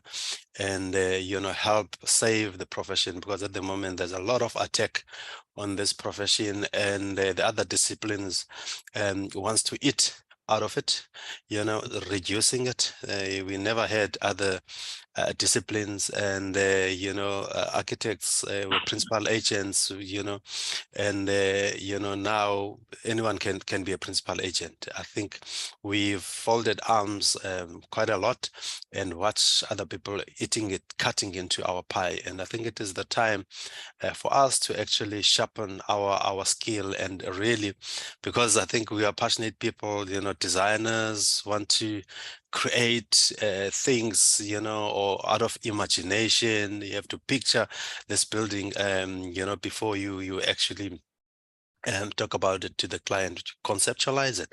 So it's a lot of work, and it has a lot of value, and it is that value that we need to put. We need to explain to our clients that this is the value add that we bring into your space. And I think sharing these ideas, having these workshops, I think it will actually help us sharpen our way of doing business, because it is a business at the end of the day. It is architecture, but it is the business at the end of the day. And we all agree that the business side of our profession is lacking, and that is the side that we need to sharpen. And thank you very much. I think, but the VP will still thank you, but I think let me just thank you on behalf of the council and behalf of the RPs and everyone in South Africa for giving us and sharing us with us. This kind of information is valuable and is useful. We will take a lot from it. Thank you. Yes. Thank you. No, this is really fantastic. Colleagues, we felt we had to go and bring other voices in, the voices that that some of the other council members participate with on international platforms, to hear and see what they're doing. Like you said, Mr. Maru, that a few of you have started doing this, but not everybody. So as you can also see, there's also very few in South Africa. So what made you or your practice to start seeing, okay, guys, now we need to start going this way? And how difficult was it? We actually, I am the chairman of the research committee of our regulator, and we have done some level of investigation, and we found that it has been very difficult for the architect to really follow our guidelines as far as the professional fee is concerned. We have only two, the time charge and the percentage. And so many private clients in particular have different ways of asking architects to charge them this and that. So we had to sit down to think and come up with different options for architects to charge their fees. And that is how we arrive at also this one as an option. It is not yet understood, let me put it that way. But of course, it will take time. What is important is that at the end of the day, it will be beneficial to both the architect and the client. So that is where we look at it. And so far now, just about 3 or 4 architects have already used them, and they have been able to succeed. Thank you. Really? Well, I'm really liking what you're saying. So when you're saying they've been able to succeed, are you saying that they're actually starting to see that, this could be a way of doing things? It's starting to work for them. Yeah, you see, in your own case, it's even better because you revise your guidelines every year. We have done that, but the only gazetted guideline we have was done 1996. And some government agencies insist on that one. You can imagine using scale of fees, in fact, sliding scale of fees of 1996. So it has been very difficult. And time charge also has been very difficult to really assess and apply it. But this one is more acceptable by both the client, especially the private client. The public client for now, we are still looking at the time charge because that is what the policy is talking about for now. But what is also important is that you will be able to identify the jobs, all the assignment, all your requirement, or what you are supposed to do, and then cost them, and then have your margin. And then when you are now implementing, you are monitoring how you are implementing with the cost, with the expenditure, so that you are sure at the end of the day, you will not subsidize the job. So that is very, very important because this is what has been killing so many architectural firms in Nigeria. When you have maybe percentage, the moment for private client, the moment you say, give me 5% or 7%, they want to know how you arrive at that. And in most cases, when you specify the product, they will always think that you are trying to make the project cost expensive because your fee is related to that. not knowing that the specification or the design, the complexity of the design is determined by him and by so many other factors, the conditions of the site, the regulations, you know, the function, so many other factors to arrive at your design and your specification. But they, in most cases, they look at it, you know, skeptically that you are making the thing expensive so that you can get more money for your fee. So this one is very, very acceptable, you know, to the private client in particular. Yeah. Wow. Like, wow. You know, we've been with Simi, who's been talking the same fees as you've been talking. We've been with him for about 4 years. And it's something when you're with somebody and they're always saying the same thing for a while. You're like, yes, we're hearing you. But, you know, I think what helps to reinforce is to get an external voice.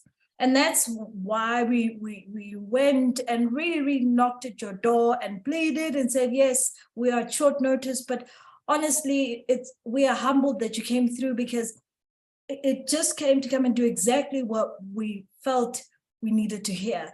And we're having some responses here. We have a response from Ramlal. He says, thank you, Mr. Usman. John Morley is saying, excellent presentation. And really, they're all saying, indeed, thank you so much for a thorough explanation. And that we are really, you know, we're saying the same things. And then we're just seeing it in Naira. It's awesome. And then I see cent is what for Fobo. Kobo, yes, it's Kobo. Yes, and I think the exchange rate, I don't know whether it's about maybe 15 or 18 Naira to a rand. I can't remember now. Yes. Basically. So and if it's like that, I saw that fee came up to about 500 and something million. So if you work in an exchange rate, you can actually see that it is falling to what could look like a decent fee for a decent project. So that's what the itemizing of fees does. My question now would be, now a practice wants to start to embark on this. What would you say? That one is to must close your doors for about 2 or 3 days and close yourself inside and sit with it on a spreadsheet and build these items, or what? Well, actually, it's not that difficult. But if you are able to spend time to do it once, all subsequent calculations that for other projects will not be a problem, because you have done it once, you have seen everything. What matters, what is very important, to be able to break down the task into different breakdown, what you are supposed to do, and then be able to assign the task to particular relevant architect capacity, in terms of capacity, whether you, for that particular job, who will be able to do it, somebody with 5 years, somebody with 20 years, and so on. That is very, very important to be able to assign. And then the duration it will take that particular person to do that particular job.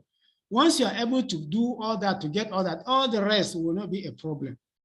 Once you are able to identify that one. And as I said earlier, every firm will have its own charge hour rate for different type of architect.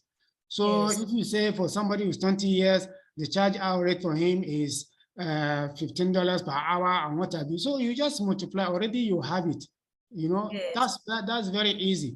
So once you're able to come up with all that, and it is already ready-made document, as you just put in the figures, it's just adding for you.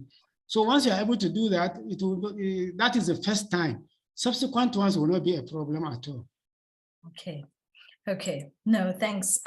I think we have a hand here from somebody from the Department of Public Works, Mr. Usman Lubaba. I hope you will also be able to comment on this. Are you there, Lubaba? I'm sure you've got a problem with this network, it's dropped again. But now Baba Mnetsi, maybe what we can do, Okay, if we can dial him, he can phone either one of us and we can have him on speaker. I don't know if you have his numbers. I'd really like to hear what he's got to say because he's from the Department of Public Works. So when he comes back, please just jump in and alert me. I would like to maybe take comment from Mark and then from Kuda. I hope it's about what also Mr. Osman has said. Yes, Mark, and then we'll have from Kuda. Kuda Kwashe. Yes, Mark. Mark Dufak.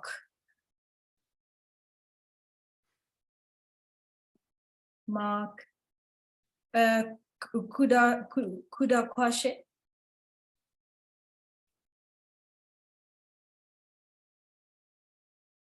Kuda Kwashe.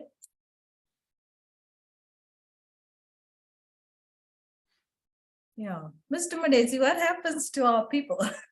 They have their hands up and they're not there. And they're there because these hands are very new hands. Kuda, why take away your hand? Why don't you hear what you're going to say? Kuda Chirimba. And Mark?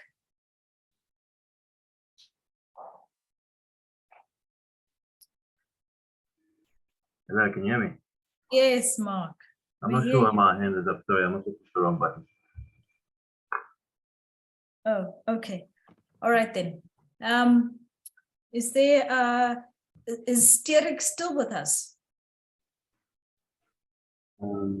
Stierik, he left at past. Oh yes, you did say he has a meeting. Advocate Fiduli, here's what Mr. Usman has just said, that they actually even started putting this within their professional fees.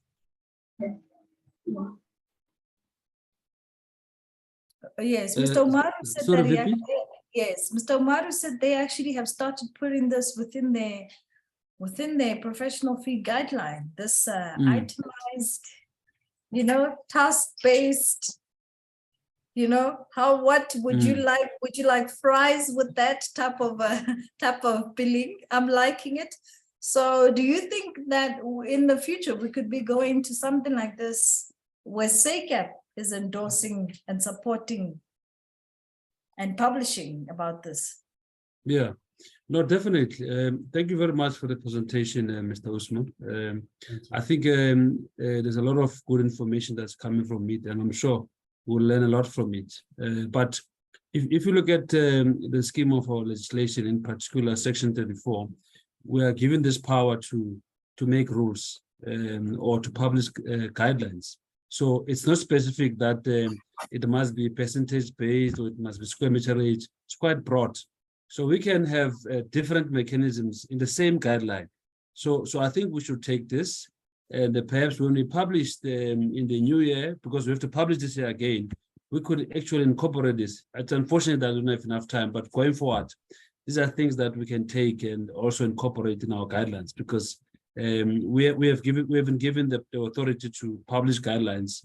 So whatever that we want to publish, we can publish. There's no restrictions. Yes. Yeah. Yes. Yeah, and from time to time we just might reach out once or twice to your participation, if your calendar will also allow, and just to help shed light and to create value for clients.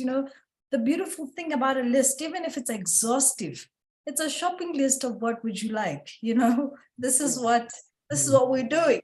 And at a point in time, if the person keeps squeezing you, you end up saying, what do you want me to leave out the ceiling? What is it you want me to leave out the floor? That's just a joke, but honestly, that's what it looks like. It's getting us to think. Yes. VP through you. Yes, sir. Mr. Luba was back again. Yeah, he's back. You've got a problem with network because of load shedding. Can we give him a chance now? Yes, please. Yes. Lubaba. Hello? Hello? Yes, we hear you. Yes, good afternoon, Chairperson. Good afternoon, Mr. Luba. Okay, you're speaking to Mr. Buzuzi, ne? Okay. I am working with Mr. Yeah, I'm working with Mr. Lubaba. We have been raising our hands and battling with the network because of our power cuts. Okay. So we are back here. We just want to speak from a perspective of Department of Public Works on items that are raised that I feel they already have answers. It's just that some of the information is not known, but we are basing this on the experience that we have in the Northwest.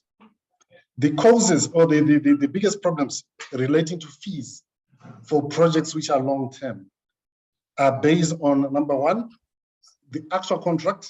I don't think a lot of people read the contracts and understand what's in the contract. We've had engagements with about maybe 20, 30 architects who are doing work in Department of Public Works. And some of them have told us we don't have time to read these things. Now that is wrong. And because some of the answers are there already. The other one is lack of capacity within the government departments, especially implementing agents. They may not have the capacity.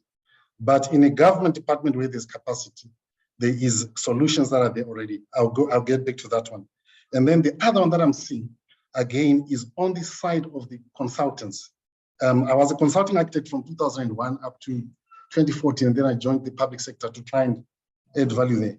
We are seeing a frequency of companies that are based due to economic situations somewhere, and then they have representation of candidates. Now, that's where things are going wrong, because when you give a contract to a person like that, they are not authorized and they are not experienced to understand what's in the contract at times. So it gives problems when it comes to the actual administration of the contract, claiming the fees, mistakes that are there, that lengthen the process. But to get back to the first item of what happens when a project is deferred, or delayed, cancelled, the standard letter from the, before I get there, what we have done at Northwest Department of Public Works is to look at the standard letter of appointment between the department and the architects and revise that one to align it with the identification of work, the act, the manual for private architects, the client architect agreements from SACAP and SIAT and other VAs, to find common clauses that talk to the actual viability and profitability of doing work with the public sector. So we have engaged our legal unit to look at the clauses that are in conflict with the Act and that are also disadvantaging architects. And we have revised those ones with guidance from the legal and in connection with other architects who are available that we talk to. So each time we have a discussion with architects who are doing work for the department, we make sure that we note those items that they are complaining about, and then we make amendments to the contract to accommodate that. Now, what I want to raise with you is Section 1.6 of the standard letter, which I think SACAP must be given, and most architects, if not all architects, must have a copy of that standard letter. It has a section that says deferment or termination of appointment. This section gives the different conditions that are there on a project because they are multi-year. It talks to a project which goes cold for 6 months and what the architect must do. If it goes on for 2 years, it's deemed to be terminated unless if the department says we are still planning to go ahead with the project. Now, a certain part of it, one of the clauses says, in that case where the department says we're going ahead, you, the architect, must talk to the departmental project manager and revise and agree on your fees. So the problem that I'm seeing is a lot of our architects are afraid. I do not know why they are afraid. They do not approach the department. The moment they receive an appointment letter, they do not interrogate it and give feedback. They just accept the terms. So what I want to do is to encourage architects, because what we've started doing is the appointment of the architects is no longer done by our supply chain, which is perhaps what's happening in other departments in the implementing agents, is done by the architecture unit. So we look at the project, assess it, and then look at the complexity and recommend the minimum requirements of the architect required. And then we drafted the letter and put the terms and conditions that are there, that are relevant to that project. And then when the architect accepts the appointment, we sit with them to go through the appointment letter and tell them of the terms and conditions, the claims, the board notices, and what they must do. So one of the terms in the letter is that in the event of the fee scale being affected or changing, the architect must again talk to the department so that the person who's done the budget, the user client, another client who is having the money, must budget that. So there is room for negotiation in every contract that we are having, but it's not being done. Our architects are coming with an invoice with a different board notice, and it violates the terms of the agreement and even the code of conduct. So that's a mistake which is taking place, where the architects are not reading through the contracts. They're not looking at the contract provisions that talk to what happens in the event of termination by the client. Clause 18 of Appendix A says, where the agreement is terminated, the termination will attract an additional fee equal to 10% of the full fee of the stage in which termination occurs. That's just one of the clauses. And then there is another clause which talks to a contract which overruns. It says if a contract has overrun by more than 10% of the original contract period due to whatever's happening on the project, the architect again must renegotiate the fees, and they must present the time-based fees and build up. They must give a projection of how much they think or how many months they think the contract is going to overrun, and give a fee proposal based on that, based on time. And then that constitutes now a new agreement or an addition to the agreement in terms of the fees. So what I'm seeing as a problem here is the lack of knowledge, lack of understanding, and maybe fear, I don't know, in approaching the department to negotiate fees on time. It must not be now and today, because it takes long to plan and add money to a project. So these are some things that I'm seeing that we are struggling with, but as a department, and when you interact with National Public Works, we are raising these issues. So there are forums within Public Works where some of these issues are being talked about. And the biggest problem has been capacity of the whole nation at a government level with technical skills of competent persons that can handle some of the issues. So where we don't have that, it's a pity, because it becomes a problem of an architect who's competent talking to somebody who's not competent to negotiate fees. But I think what needs to happen is, from a SACA point of view, as a stakeholder, we need to see more of SACA at certain forums. For example, next week on the 23rd to the 24th, we have a green building workshop being held by National Public Works in Bombela. We would like SACA to be there to just listen to what we are cooking so that we move together there. We have a green building policy, and Public Works has become the entry point into the public sector for implementing any green building initiatives. So it's important for us to work hand in hand, SACA and Public Works. At the same time, let's also have an increase in numbers of professionals in the public sector being active in some of the platforms at SACA to bring this knowledge that we have from a practical point of view.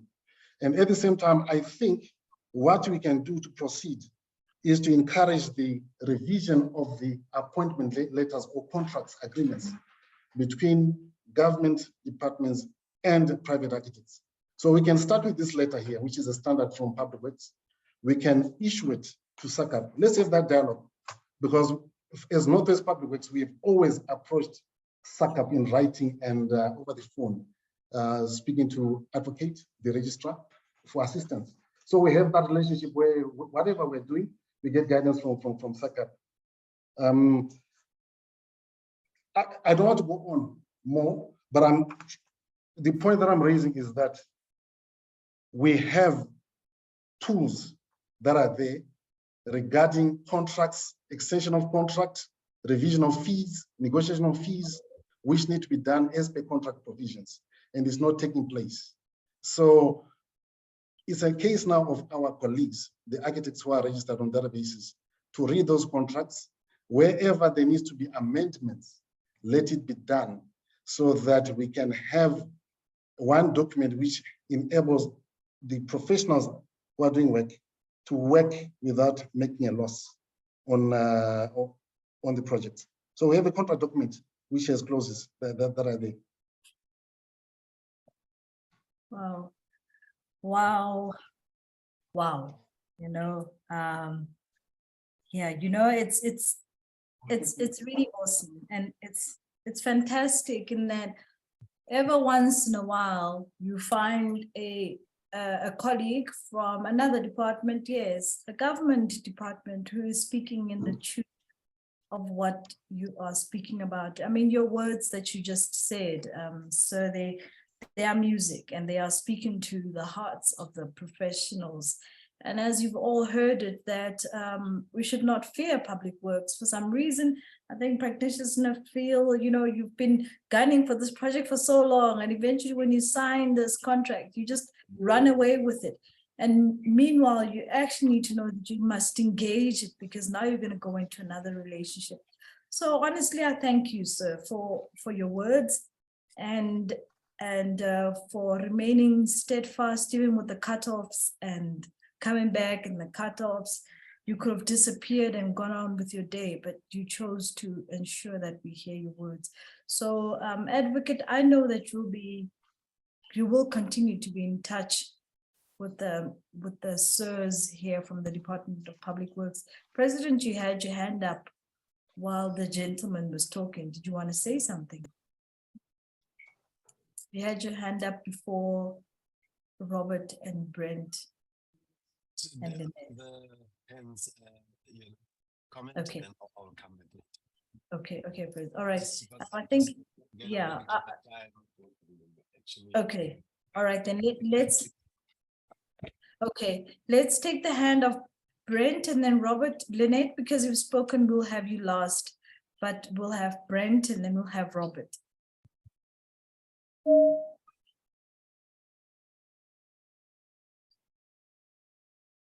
Brent. Robert. Robert, would you like to speak while Brent cannot?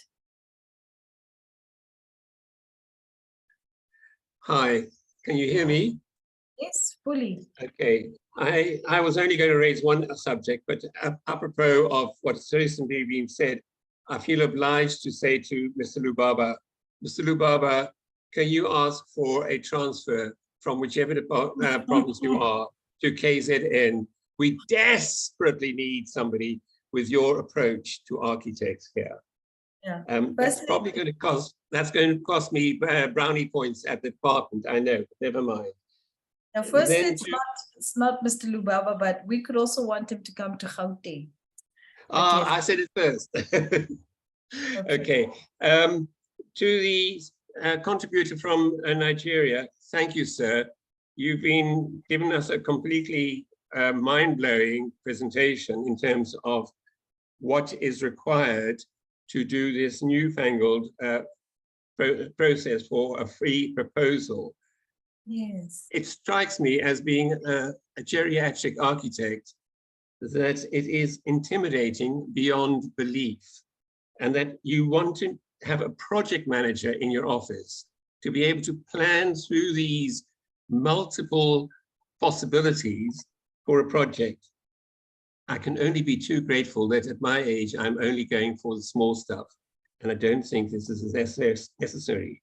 But I would like to suggest that SACAB approaches the educational centers and makes this and other ways of fee proposal presentation a compulsory element of the professional practice courses.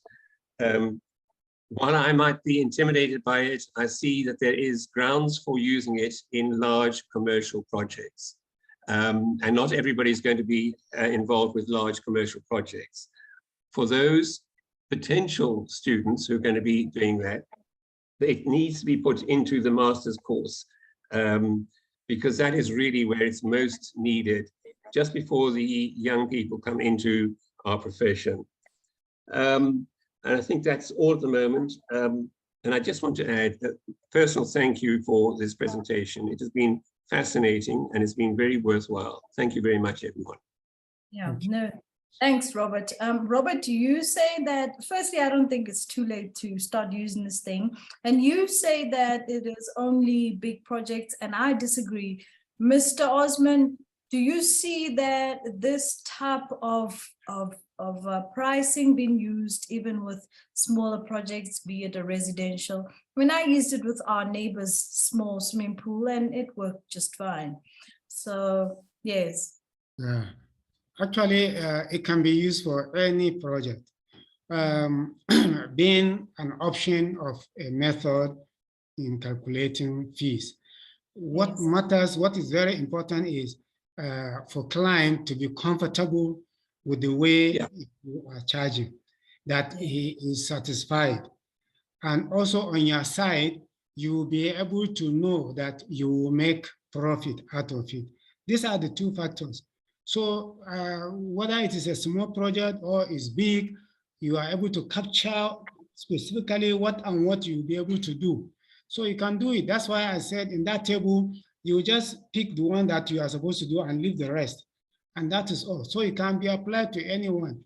Because the problem is in Nigeria, the private client will prefer to look at fixed fee. That fixed fee is no base, has no basis. They will just tell you, okay, I will give you 10,000 naira, for example. No basis, nothing. Yes. Then you have to go back and work backward. And if you don't have very good professional conduct ethics, you end up giving him peanut because the drawings are not up to date, they are this and that. And then he may not know until when he finishes the building, then he will realize that there are so many things that you should have done. But of course, he didn't pay you very well. But also professionally, that is not good for us to be cutting corners. So you will now list all the things